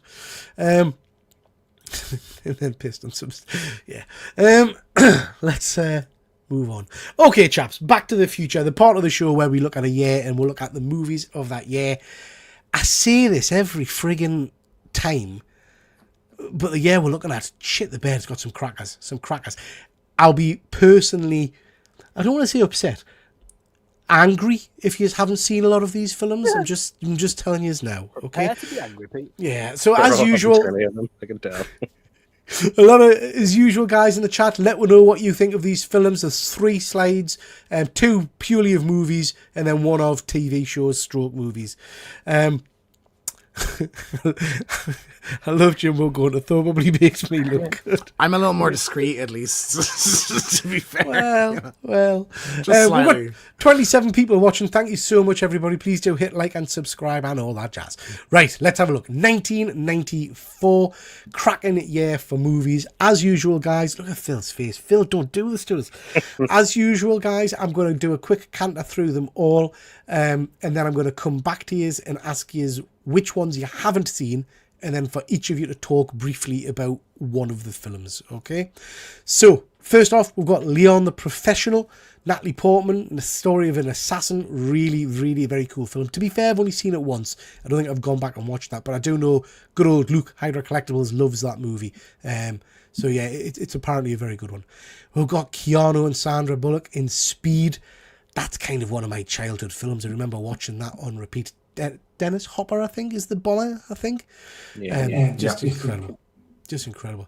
We've got, obviously, good old Tom Hanks there is good old Forrest Gump. Roll on, lots of impressions. Just, again, one of those films that I think everybody has to have seen, and I'll be devastated if you haven't, Phil. We've then got Pulp Fiction. Again, just an amazing movie, absolute classic. Shawshank Redemption, I think probably one of my favourite all-time films. And then we have got the Usual Suspects. Kevin Spacey's one of his finest bits of work, I think. I mean, I'm sure, no spoilers. Can it be a spoiler at this point? The end of Usual Suspects, where he, just straightens out and walks away, is just one of the biggest jaw drops in movies, I think, ever. So, yeah, 6 superb movies. I have seen all 6 of them. Can't remember much about Leon, I have to say. Efren, we're going to start with you, pal. Well, I have not seen the ones on the left, the top and bottom ones. But the one Usual Suspects and Leon. Yeah, I've never seen those two. But on the other ones, I think I just, the one that sticks to my mind the most is Forrest Gump, because I like the way they incorporated footage from, news footage from years gone by, like when he meets President Kennedy. Yeah, very cleverly done. Very cleverly done, and when he tells people about the White House and Richard Nixon, Watergate, he's the one who snitched on them, basically. He's seen the light in the office. And just the Vietnam scenes, too, were just excellent done. But the actor, I forgot his name, who played Lieutenant Dan, how they made him look, when he lost his legs, so real. I was like, dang, man, that was amazing. So that's the one that sticks in my mind the most. But the other 3 were excellent, too. The Shawshank Redemption, excellent movie. Sorrel, you've probably been to Florida more recently than me. Is Bubba's Shrimp still at Universal? You were on about Legless Men, and then you went straight to me. I was wondering where that was going, Peter. I was shitting. Yeah, if your Bubba Gum factory is still there, bud. Yeah. I thought Ask it the was. cripple about Bubba Gum. That's the one. Run, Forrest, run! Run, you cripple bastard! Sick man, Peter. Sick man. Oh, Shame on you. God. Oh, I'm just going to sit here like this for the next 10 minutes. Sorrel, since you're talking, we'll come to you, pal. Which ones haven't you seen and which you want to talk about? The one is that Natalie Portman? Did you say top left? I'm sure it is, isn't it? Natalie Portman and Leon? Yeah. I've never seen it, but I don't know. She's very young now, isn't she? Then we've got Usual Suspects. I've not seen Usual Suspects. And I know of that Speed movie, but I don't think I've ever actually watched it. I'm not going to lie. I've seen bits of it as a kid, but I don't remember it. Shawshank Redemption, obviously, I've seen what do you call it? Pulp Fiction, and I've seen Forrest Gump, obviously. But yeah, I mean, can you beat a bit of Quentin Tarantino? A bit of ultra violence from Quentin. You can never beat that. Yeah. Lamac with cheese. That's all. Yeah. Great movie. Pulp Fiction's a classic. I can't believe you. I thought everybody had seen Speed. I thought it was just one of those films everyone's got to watch. But yeah. Okay. Phil? I have seen all of them, Pete. You'll be glad to know. Good man, Phil. And they're Good all man. fantastic. Like, what a year of movies. Yeah. You could literally rewatch these now and still really enjoy them, all of them. Yeah. Pulp Fiction for me is probably what stands out. I mean, the dialogue of the whole movie, like literally the whole, every sentence meant something type of thing. Mm-hmm. But yeah, Speed was just like the good old fashioned. That was my. I don't know Keno had done Bill and Ted before. I think so. Yeah. that's the first movie I remember seeing him in. that I actually enjoyed. And Sandra Bullock was obviously a 10 out of 10 back when I was 8 years old, you know. So yeah, that was a great film. It is. It's a good one. It's a good one. Mr. Keegan. So I have seen Leon, but it's so long, like probably 18 years ago or something like that. So I don't remember that much from other than like Gary Oldman being crazy in it and stuff. Speed, I don't think I've seen Speed fully, at least. I don't think I've seen Forrest Gump start to finish. Like I think I've seen it in chunks over the years, but not like sat and watched it in one go kind of thing.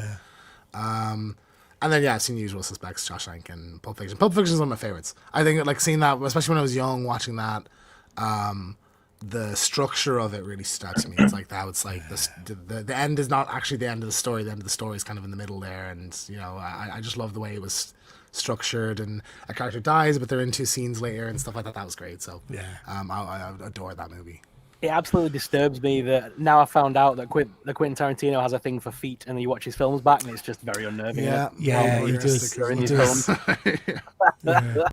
Just going to quickly jump through the chat, guys. We've got loads of comments, which is fantastic. Thank you, chaps. But then we're going to move on to some more slides about movies. Anton, nice to see you, bud. All these movies are really good. Professional, good film. Speed is pretty good film. The sequel was terrible. Yeah, it was on a boat, wasn't it? It was terrible. Forrest Gump, Oscar winner. Yeah, absolutely superb.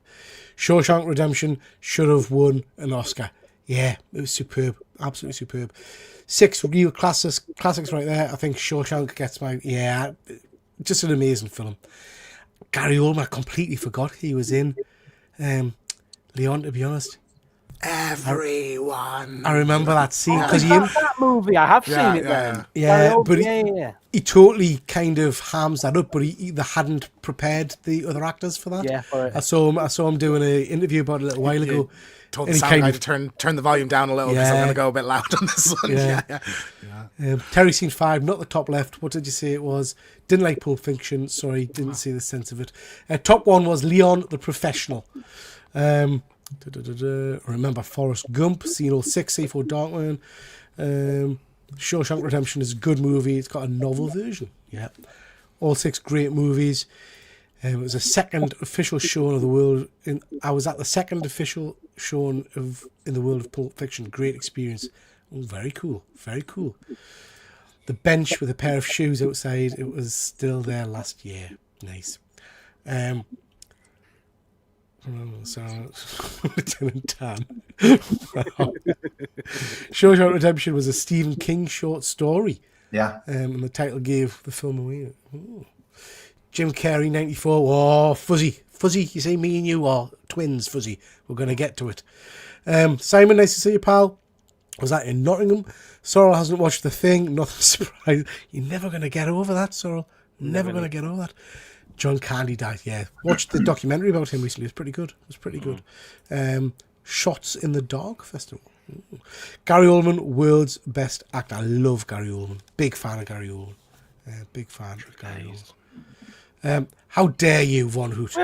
Might be the single most boring man on the planet. Listen to him podcast here. He's very good. He was interviewed by Stephen Colbert not so long ago, Von Hoot. That's worth watching because Stephen Colbert inserts some break and wind into all of his classic movies, like his character from Slow Horses, which is very good. Okay, anyway, moving on, chaps. Let's talk some more films. Let's do a bit more geeky type stuff. We have got Mary Shelley's Frankenstein with De Niro and Richard Brenner. Interview with the Vampire, Brad Pitt and Tom Cruise. We've got The Crow, the original Crow movie. And then a trio of good old Jim Carrey. What a friggin' year for Carrey. We've got Ace Ventura, Dumb and Dumber, and The Mask. Every single one of those films I've seen. Absolutely love the majority of them. The Crow, I'm not so hot on, I have to say. Cannot remember much about Mary Shelley's Frankenstein. I'd have to go back and rewatch that one. But love all of those Jim Carrey ones. Love all of those Jim Carrey ones. We'll start with Mr. Keegan this time. I've seen them all. Frankenstein and Interview with a Vampire was so long ago, I don't really remember much from it. The Crow I'd only watched recently because we recorded an episode of I'll Be Right Back, but I think we wound up losing it or something. And then Dumb and Dumber I only saw last year for the first time. the original one for the first time in the cinema. Yeah. They were showing it in the cinema again, so like I really enjoyed that. But Ace Ventura was just my jam. I think that probably is my favorite comedy of all time. It was very like, it's funny because when you watch it as a kid, it's just this fun, goofy, cartoony detective character. But then like I remember distinctly that movie that every 2 or 3 years when I would watch it, I would catch more of the jokes, like, and even like the, you know, like there's like a, you know, an oral scene in it, and there's like the twist with the kind of villain character and stuff, like Captain Winky, all that shit. I just didn't get any of that. That went over my head as a kid. But I think it's Jim Carrey's most, like, just my favorite performance of his. Like I know it's probably not aged well, but the bit where he's in the tutu and stuff, it's just hilarious. You know, and I think genuinely it is a really great like kind of detective story. Like I think you know, the what happened to the dolphin thing was phenomenal. Like, yes, I absolutely love that movie so much. Yeah, I think it's I love it. It's one of my favorites. I know Jim Carrey gets a lot of grief, but you know, I think when he's good, he's very good. Sorrel, come to you, pal. I've seen all of them. Phenomenal movies. But I mean, you mentioned Interview with the Vampire, but you also missed off 2 of the cast members that are also phenomenal in this. Kirsten Dunst, obviously, it's one of her first ever movies. Girl. Yeah. Yeah, and Antonio Banderas is in this film as well. He plays the French vampire. Yeah. Or the Spaniard vampire. Really good movie overall. I love this film. It's my favorite adaptation of that. I think the TV series is good, but I don't know. I just like the craziness of Tom Cruise playing Lestat. And obviously, then Ethan Hawke in it as well, Sorrel? You what, sorry? Is Ethan Hawke in it as well? I think he might be. There's a lot of people in this film. Yeah. There's a lot of actors in it that were nobodies at the time and now are all phenomenal actors. But yeah, it's just one of them overall. He's just mental, isn't he, Tom Cruise, in that? The bit where he dances with the dead body in Paris before they turn Kirsten Dunst. Mental. I haven't seen that one for maybe 10 years or so, but I always remember it making us feel, and I know you shouldn't because they're all creatures of the dead and all the rest of it, but feeling so sorry for Kirsten Dunst being stuck as that child for forever. Yep. You know, it is quite, great film. Efren, how about you, pal? Gosh, I would have to pick one of the Jim Carrey movies. I mean, all 3 of them are classics. I mean, I can't believe they all came out in the same year, but The Mask is the one that sticks out the most for me. I just like the antics of his character. And what was the actress that was his co-star? Diaz. Yeah, Cameron Diaz. Oh, yeah. She was hot in that movie, too. That's why I was going to pick The Mask. Yeah, great film. And Phil. Yeah, I was going to say because of Cameron Diaz back in the early 90s, The Mask would be the standout. Ace Ventura, I mean, the scene where he's coming out of like the rhino, or that's number 2, isn't it? It's When Nature Calls. Well, that was the second one, of course. Yeah. But like, just generally speaking, all 3 of them movies are classics. Frankenstein, I remember seeing it maybe one time. I completely forgot until I looked it up there that Kenneth Branagh is the director and obviously the star of the show. Yeah. So yeah. I think I said Richard Branagh. It's Kenneth Branagh, isn't it? Kenneth Branagh. But I didn't realise that Robert De Niro was in it. Mm-hmm. Yeah. I didn't realise that until I looked it up. I was like, is that Robert De Niro in that picture? Yeah, he's It looks like Batista or something. Doesn't look like Robert De Niro at all. Vin Diesel. Perfect role for him. He doesn't have to speak. Yeah. But yes, again, some classic movies there. Classic movies. Let's see what people are saying. The only Carey one I can stomach is The Mask. Mary Shelley, not seen. The Mask has and always will be terrible. Fight me. How dare you, sir? How dare you? I'm a bit meh on Dumb and Dumber. Oh, I love Dumb and Dumber. It's just, I mean, it might be different watching it now, but at that point in my life, that was exactly my level of humour.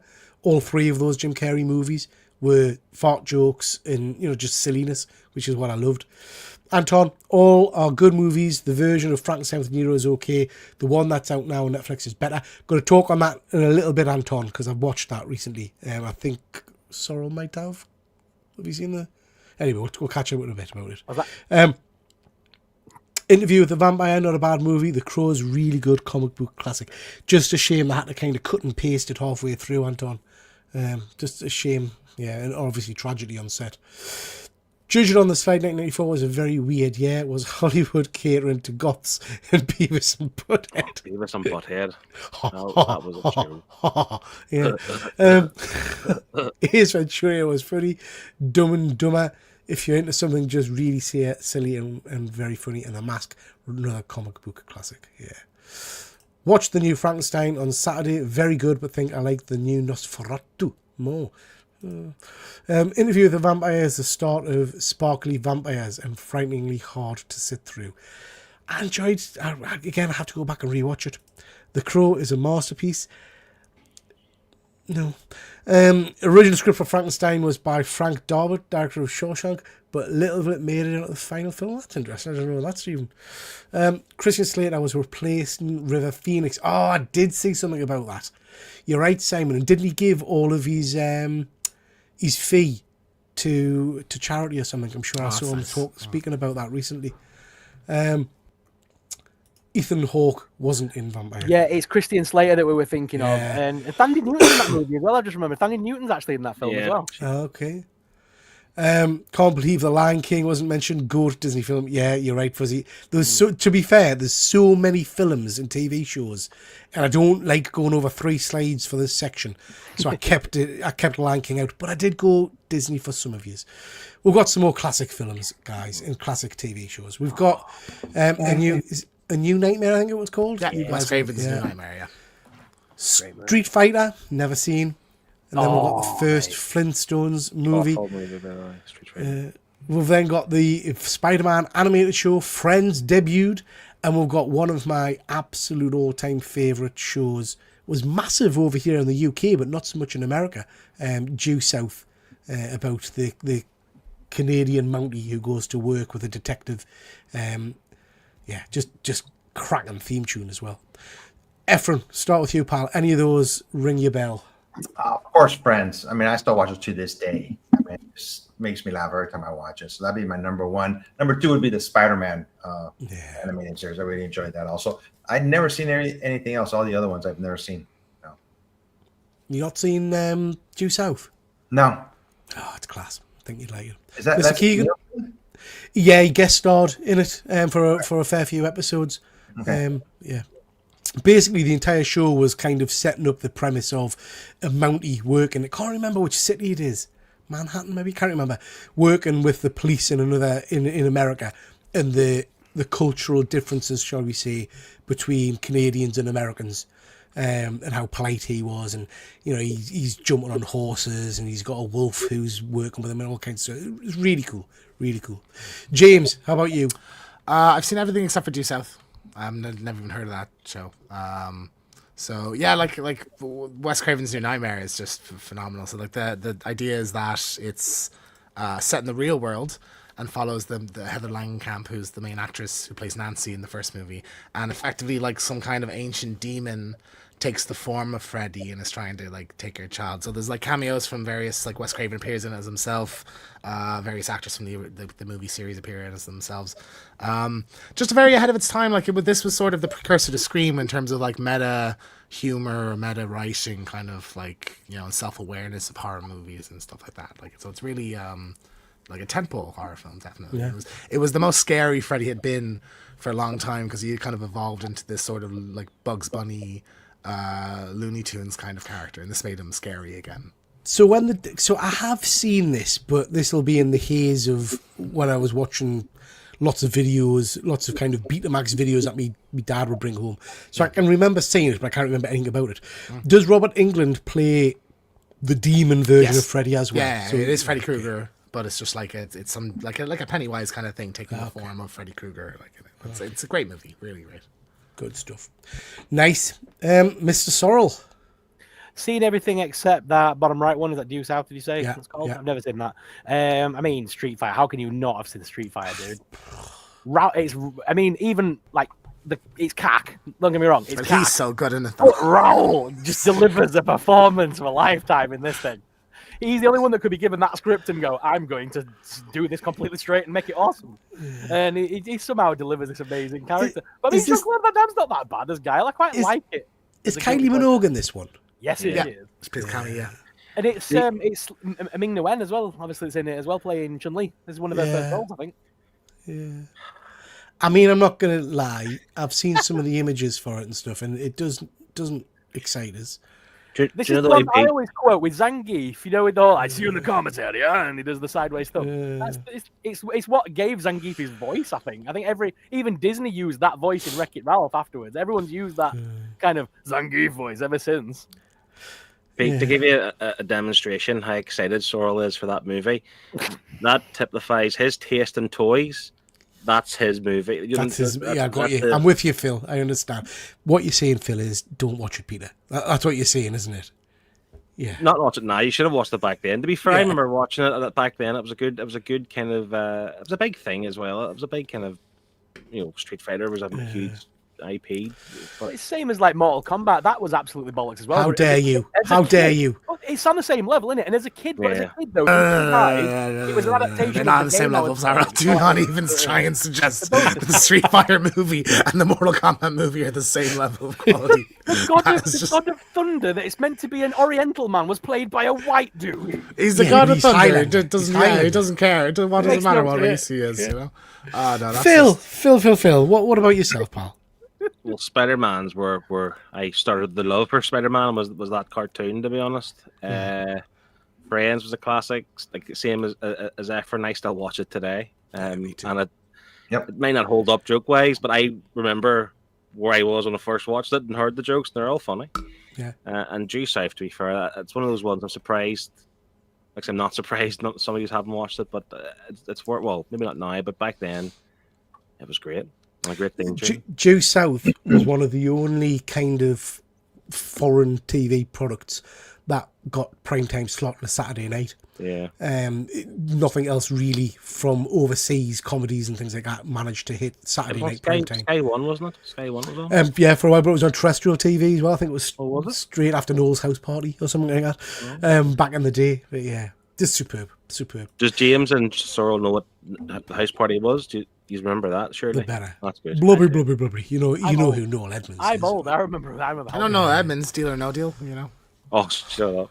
James is the youngest there who remembers fuck all. But I mean, I'm older than I think I'm older than you, Anna. Deal or No Deal was his twilight. I'm 23. Years. Yeah. Let's just see what the chat is saying, guys. Due South, you beauty, thank you kindly. Due South was my favourite. Due South, the weirdest version of Sherlock Holmes ever. Yeah. Lion King, great movie.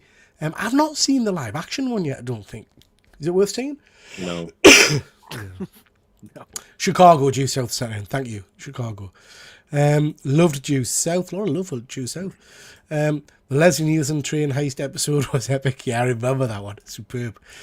Due South, what a great show. Beautiful, wonderful theme song. It took me a long time to find the soundtrack. Yeah, it's got a great tune. Spider-Man for the 90s. Let us have a new Spider-Man for the night. And just like when we did with the X-Men. Yeah, absolutely agree. I'm sure they're going to do that, Anton. The success of the recent X-Men cartoon, I think we'll get a Spider-Man as well. My cousin would like, I didn't mention Friends. Yes, great show. I have Due South on DVD. And I know what I'm watching when working tomorrow. The Flintstones had tons of problems, and Rosie O'Donnell, who played Betty, could do the laugh, and Rick Moranis was making fun of her. Okay. I like the Flintstones movie. Weren't they going to continue Spidey 94 like they've done with X-Men? I think that's probably what they're going to end up doing, pal. Street Fighter is terrible, but it's very sad what happened to the fellow that was the main bad guy. He passed away after that movie. Oh, is that right? Raul Julia. He was dying when he took it. He told me because his grandkids were fans, I think, of the... And they said do it, and so he did it for them. That's a shame. I seem to be able to answer lots of questions on Friends in quizzes, yet I've never seen an episode. I think we need to do a TripleG Due South episode review show. 2-3 episodes per show. Go on. I'd love to rewatch it. It's one of those ones that I'm scared to watch in case it doesn't stand up. It's still a watch along. A watch along. Just to watch people's reactions to some of these shows, yeah. There's a new comic book series called Spider-Man 84. It's taking the mick out of his misspelling. All right, no. And Spider-Man 94. Spooderman before, yeah. Oh, I've got you. Follows the adventures of Potato Head. Simon, have you seen my future slides? Stay tuned for more Spud-based shenanigans. If it's a toy line, we know who's buying it. That's for sure. The Street Fighter anime remains the best Street Fighter film. Okay, not seeing that one. The era of cartoons with Spidey and X-Men was great. Love a bit of Due South. Yeah, me too. No Disney live action show is worth watching. Yeah, there's not been... I don't think I've seen any... Well, Maleficent. I enjoyed Maleficent, the first one. Might be because of Angelina. Yeah. Haven't seen Due South in decades. Noel Edmonds used to have a website service where if you had a poorly dog and left your details, you'd ring up, ring up and talk to your dog. Did not know that, C4. Did not know that. It doesn't surprise us. He went a bit batshit, didn't he, Noel? He went a bit crazy. Any live action Disney films are dog shite. Yeah. £70 for the box set of Due South, about the cheapest on eBay at the moment. Maybe buy if you have any money left after the weekend. I'll not have any money left after the weekend. See, just on that there, this is a very much a Hydra Collectibles topic. Physical media. If you're ever in a charity shop and you see TV series and DVD box sets from that era, buy them because they all sell ridiculous on eBay. Yeah, you get them good. Yeah, they do very well. You're right there, mate. Okay, guys, we're coming to the end of the show. Couple of reviews for you just before we'll kind of kick off. Just going to mention very, very briefly Transformers The Dark of the Moon. I've seen it before, but it was on Sky TV at the weekend, and I just accidentally kind of bumbled into it about 3/4 of the way through. I see you bumbled into it. I see. Yeah. Wow. Just freaking awful. Just utter shite. Which one is this again?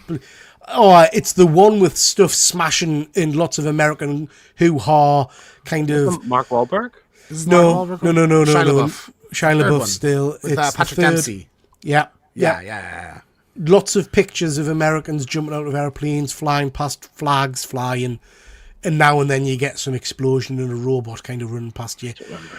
Characters not behaving like anything you've seen in any kind of Transformers movie or film ever before. It was just awful. You're describing every Transformer movie. Well, yeah, this is my. I think this is my point, Sorrel. It just reinforced my hatred for the Michael Bay movies.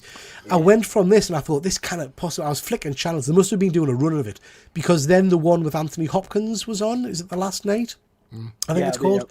Yeah. And I watched the bit where a robot smashes through the window. Again, nothing makes sense in these films. But the robot smashed through the window and started talking to Anthony Hopkins and another human in a French accent. And he's a soldier. And Anthony Hopkins introduces him as Hot Rod. Hot Rod's one of my favourite characters, and it's like that.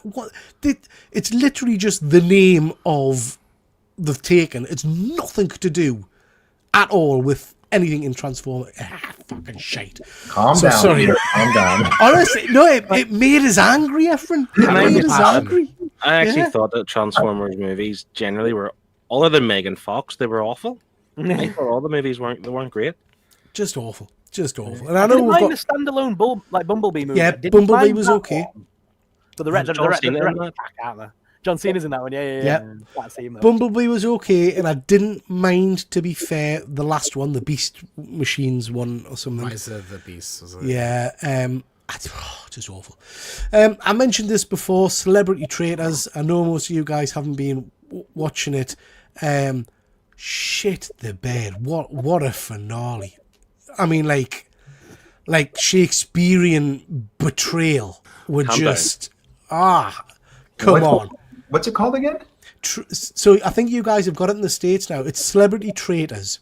So it's a game show, basically, where you've got a group of 15 people and 3 of them are traitors and are working against the group, but they don't know who the traitors are. In each episode, they've got to kind of vote out the traitor, and the balls it up. And then at the very end of the series, whoever wins. Did anybody watch it? I've seen compilations of like Alan Carr throughout it and Jonathan Ross and stuff like that, and it looks really fun. It looks really good, and like, it ends so dramatically as well, where Alan Carr kind of wins it. So at the end, he starts crying because he's like, "This has been so hard," but like you go back and watch, and he's loving every second he's doing it throughout the show. I mean, spoilers, obviously. So this guy here, who's a rugby player, at the very start, teamed up with, I can't remember the chap's name, but basically a comedian and a magician. and they were both faithful, so they're not traitors. But they've supported each other throughout the entire show, and they've got like the last 4 people. And at the last kind of hoo-ha, his best pal voted him out for no reason at all. Just kind of misheard something and said, "Oh yeah." So that's his face when he kind of votes him out, and he's like, "What?" They'd planned the entire thing. It was just, wow, horrendous. But anyway, there you go. And then we've got the new Frankenstein, the new version of Frankenstein over on Netflix at the moment. Any of you guys watched this yet? Nope. Not yet. That's next weekend's read or watch. Really good. I enjoyed it. It's a very slightly different take on Frankenstein. The performances are amazing. There's some real strong special effects in it. There's some blood and gore, which I wasn't anticipating. I thoroughly enjoyed this. It's a long one. I think it's 2.5 hours or something like that. Let us know in the chat, guys, if you have seen Frankenstein on Netflix and what you thought of it. I really enjoyed it. I thought it was a good show. Good show. We've then got, just to mention very briefly, All Her Fault. This is a one that me and my wife have started watching. Well worth checking out if you're into kind of crime dramas and things like this. This is basically about an American family who whose kid gets picked up from school to go on a play date, and then it turns out that it's all been set up as an abduction. And this series is trying to unpick what happened, who took the child, and all this kind of stuff. It was really interesting. Then we've got Predator Badlands. Who's seen Badlands? Yep, I've seen it. Okay. Mr. Keegan, take it away. What did you think? I loved it. I loved every second of it. Yeah, I went to see it in IMAX, and just from like the second it started, I was just like, wow. And I think it really like redefines what that franchise can be going forward. It felt more akin to like a Star Wars thing, like a Star Wars story kind of thing on one of the Disney Plus shows or something like that. Like having a Predator who has, you know, dialogue you can understand, and a personality and relationships with other characters. I thought was great. I think his dynamic with Thea, is it the kind of the synth character, was awesome. There's like a lot of humorous beats in it that just really landed with me that I kind of wasn't expecting, and there's kind of like a twist later on that I really enjoyed as well. I like the villain. I like just the setup of the story, really. The planet is probably one of my like favorite, like, you know, the most hostile planet you could even come up with. I thought that was great. Just phenomenal. I thought like there was maybe a couple of things would be like the action. Some on occasion the action would be very fast and close up, and you couldn't really tell what was happening. Yeah. But for the most part, I think it was well choreographed. Really satisfying ending, I felt, as well. So yeah, I really just had an absolute blast, and I'm just so stoked for what they're gonna do next with this, with like these characters or you know, the series going forward. Yeah. No, I agree, James. I do agree. I had a great time with it. I really enjoyed it. I think you bang on. It's like watching Star Wars, and what I mean by that, it's space adventure with swords that are lighting up and guns and shooting and monsters and blah blah blah, but it's also got Star Wars / MCU Disney shenanigans in that there's a lot of humor in this. Sometimes it felt far too forced for me. Okay. You've got your weird cute kind of you've got your weird cute kind of Disney plushy performing sidekick creature thing that gets attached at some point, but it works. There are a lot of people who are griping about this, saying that it's not Predator because Predator's a horror kind of sci-fi, all the rest of it. That's fair. It is very different to all the other Predator movies, but I don't think that's a bad thing. I think you can still, in this universe, have another Predator movie which is a more horror orientated. Yeah. This is more mainstream. I mean, there were kids in my showing of this, young kids, you know, because it was like watching a Marvel film. You know, it was. I mean, there's no human characters at all in it. Yeah. Like, and it is 12s or 15s. Like, it's, you know, it's accessible for kids to watch. And I guess what I would say as well is they've been very, very clever in that everything's a monster or a synth, so they can do incredibly brutal kills and takedowns without showing a drop of blood. So you kind of switch your brain off to what's happening in some regards, so kids can watch it because it's not real. I know that sounds silly, but you know what I mean.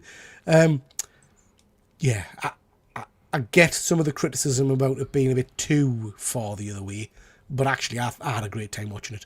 Yeah. If I kind of switch my head off from it being a horror predator movie and just an adventure Star Wars type flick. What was the rating of it?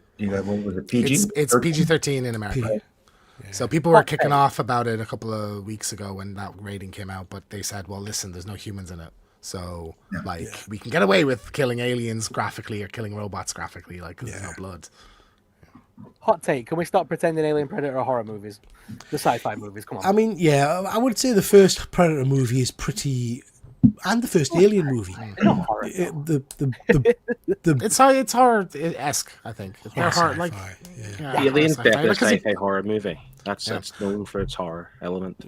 Yeah. Sorry, did you not say you saw it earlier? I thought you said on the show earlier. No, I've seen bits of it. I know that. I know the Easter eggs, and I know the ending basically because I looked it up. Right. I want to see if there were a post-credit scene, and there's a kind of one in there, but There's not no really. post. I checked. I'll be annoyed if there is because I left. No, there it. isn't. No, it's like at the very end you see the ship arrive, and it's the thing, isn't it? Yeah, that's See the end the of the ship- movie. yeah.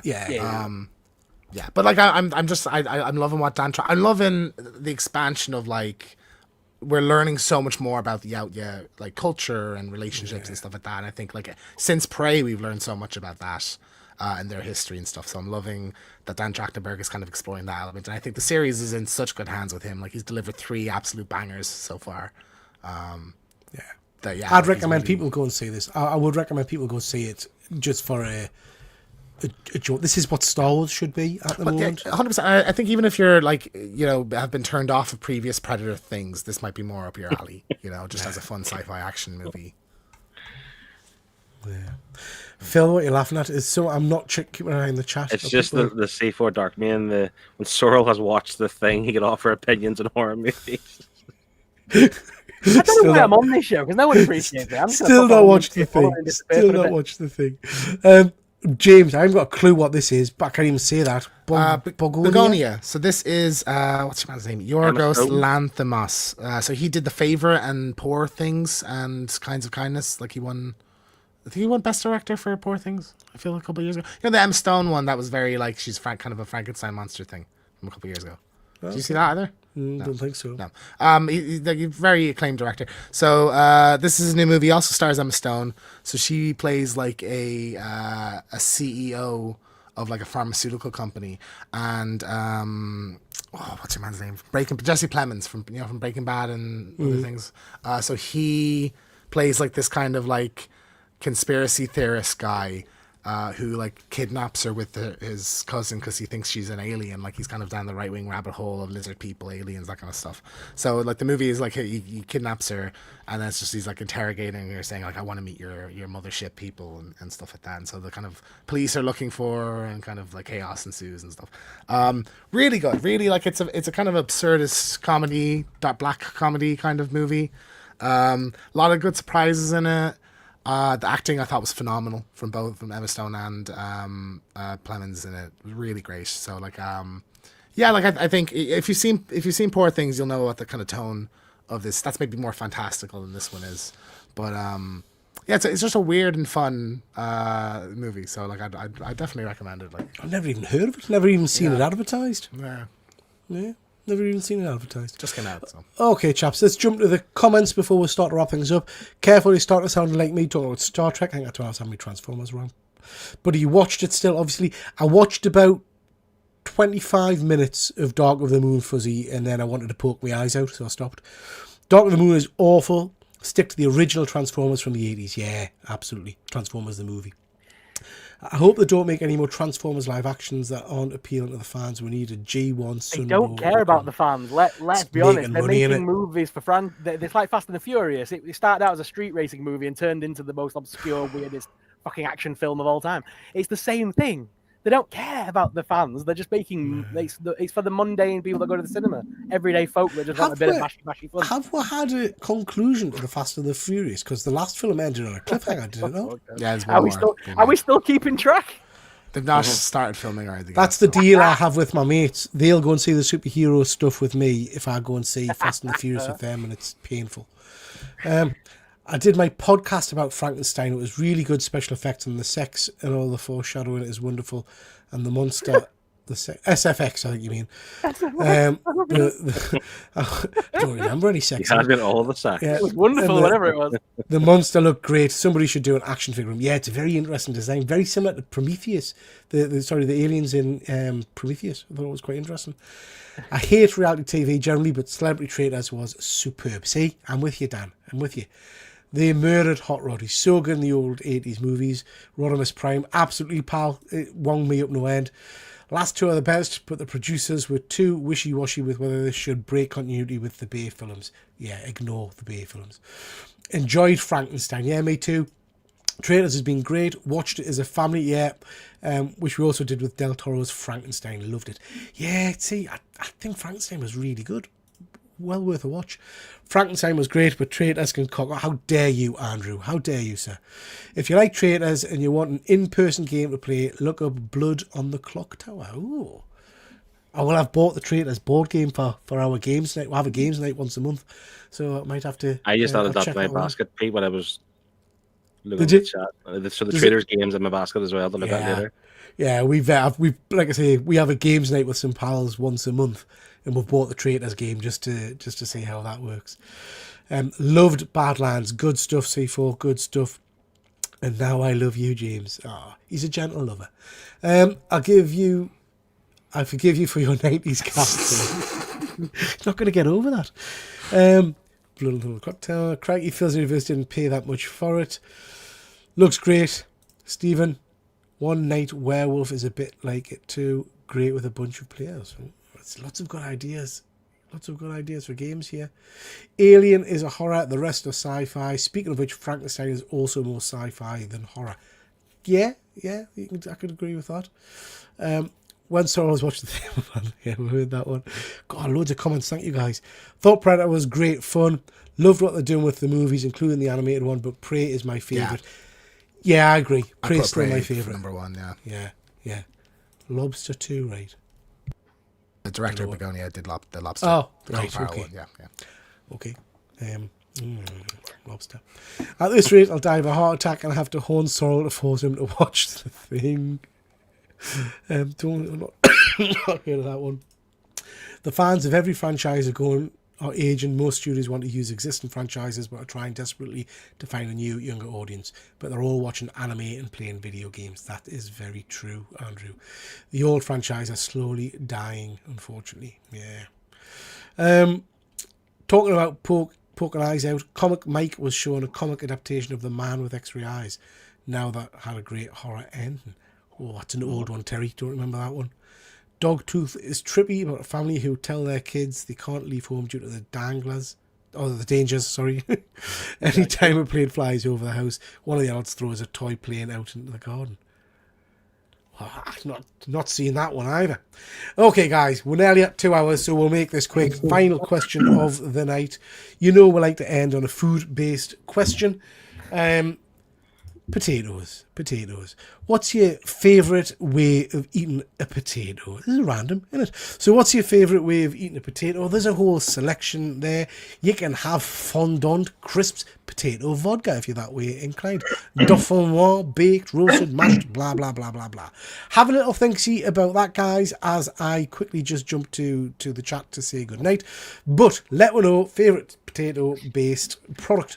I'm going to go with fondant. Love a nice buttery fondant potato. You would. Middle-aged wanker. God. What? I'm losing respect for Pete slowly over these episodes. How dare you, middle-aged wanker? What's the matter? With these bloody you sit down restaurants, they're full English. So what I'm learning from that is you've never had a fondant potato, have you? A what potato? A fondant potato. It's where you cook it in roasted. You cook it in vegetable stock. On both sides, it gets crispy on the top and on the sides, but the inside it's lovely and juicy. And that's a picture on the left. The big ones. Yeah, okay. The big ones. So whilst you're thinking about that, guys, and we'll come to the chat. And see what people are saying. Just to mention, G4 membership, please do consider becoming a channel member. I'm doing all my giveaways at the moment for channel members, so you'll get 7 books and 3 Mark Spears books, so check that out. I've tried a new video, guys. I'd appreciate it if you'd go and just at least click on it to try and help the algorithm thingamajig out.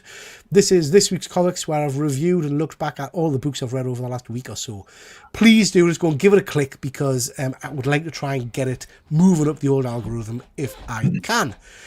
One Good Scare Show, just wanted to say a huge congratulations to Mr. Keegan. We've hit 500 subscribers on One Good Scare Show. Very pleased about that. It's taken a little bit of time, but it's quality over quantity. So we're very, very pleased that we've finally got to 500 subs. I'm about to unsubscribe. You should know that by now. I know.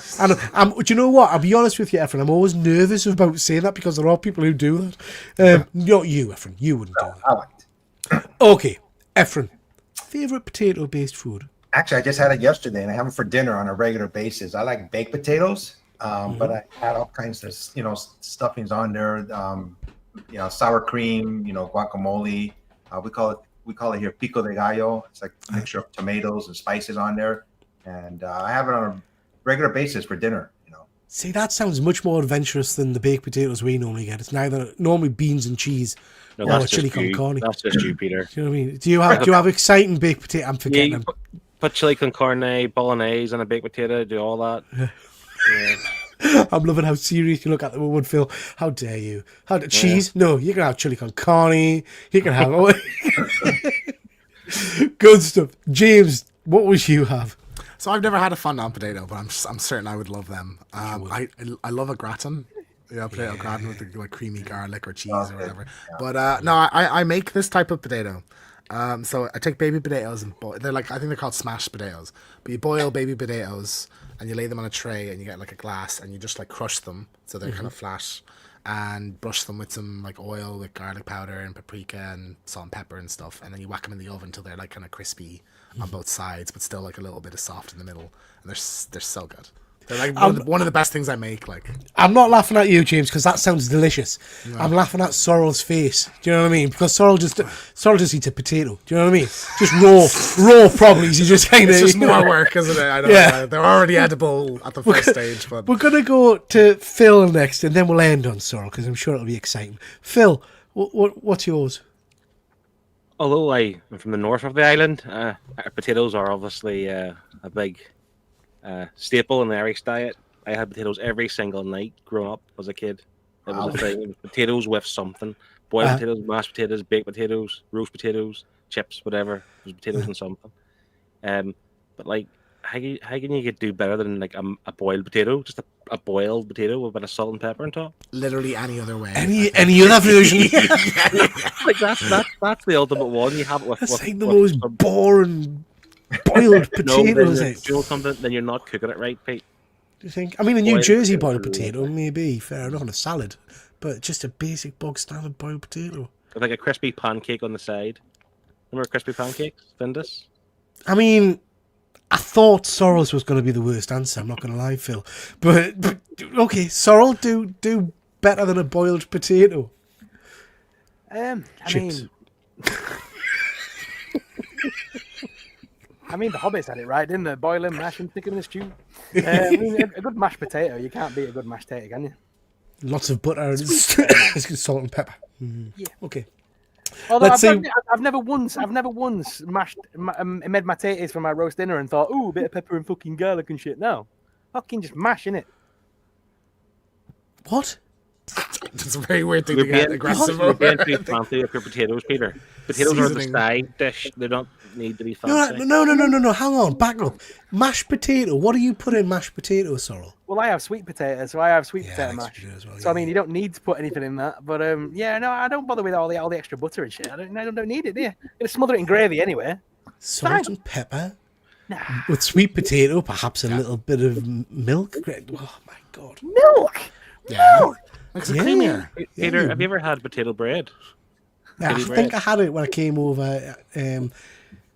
I think when me and Andy went for breakfast, actually, there was a potato bread on the breakfast we got. So, yeah, it was quite nice. Yeah. Croquettes. If I were being really posh, I mean, I'd get a smiley face, you know what I mean? A smiley face potato. I might have one of them on, a birthday or something. I mean, if I'm fucking gratin and different, that's not going to touch my mouth in 1,000 years. I'm a simple creature, Pete. Yeah. Let's see what people in the chat are saying. Roasted with loads of salt. Yeah, I do like a nice crunchy roast potato. Mash with loads of cheese in it. Cheesy mash. Yeah, that's nice. Crisps, chips, and roasted. There's no other way.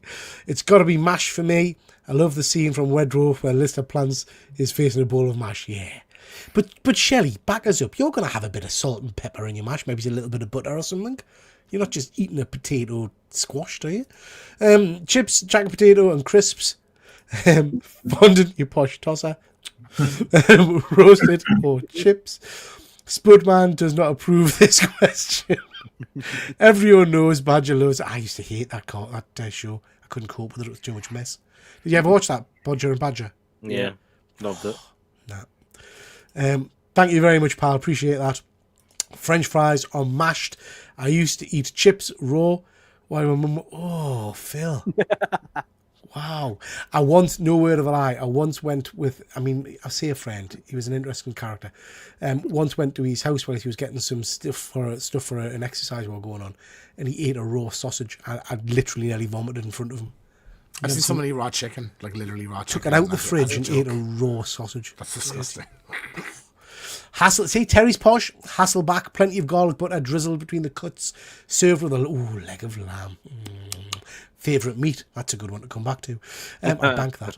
Say alphabet bites sorrow. Don't listen to him. There'll be too many comments about that. I like Finder's crispy pancakes. Haven't had one of them in years. Absolutely years.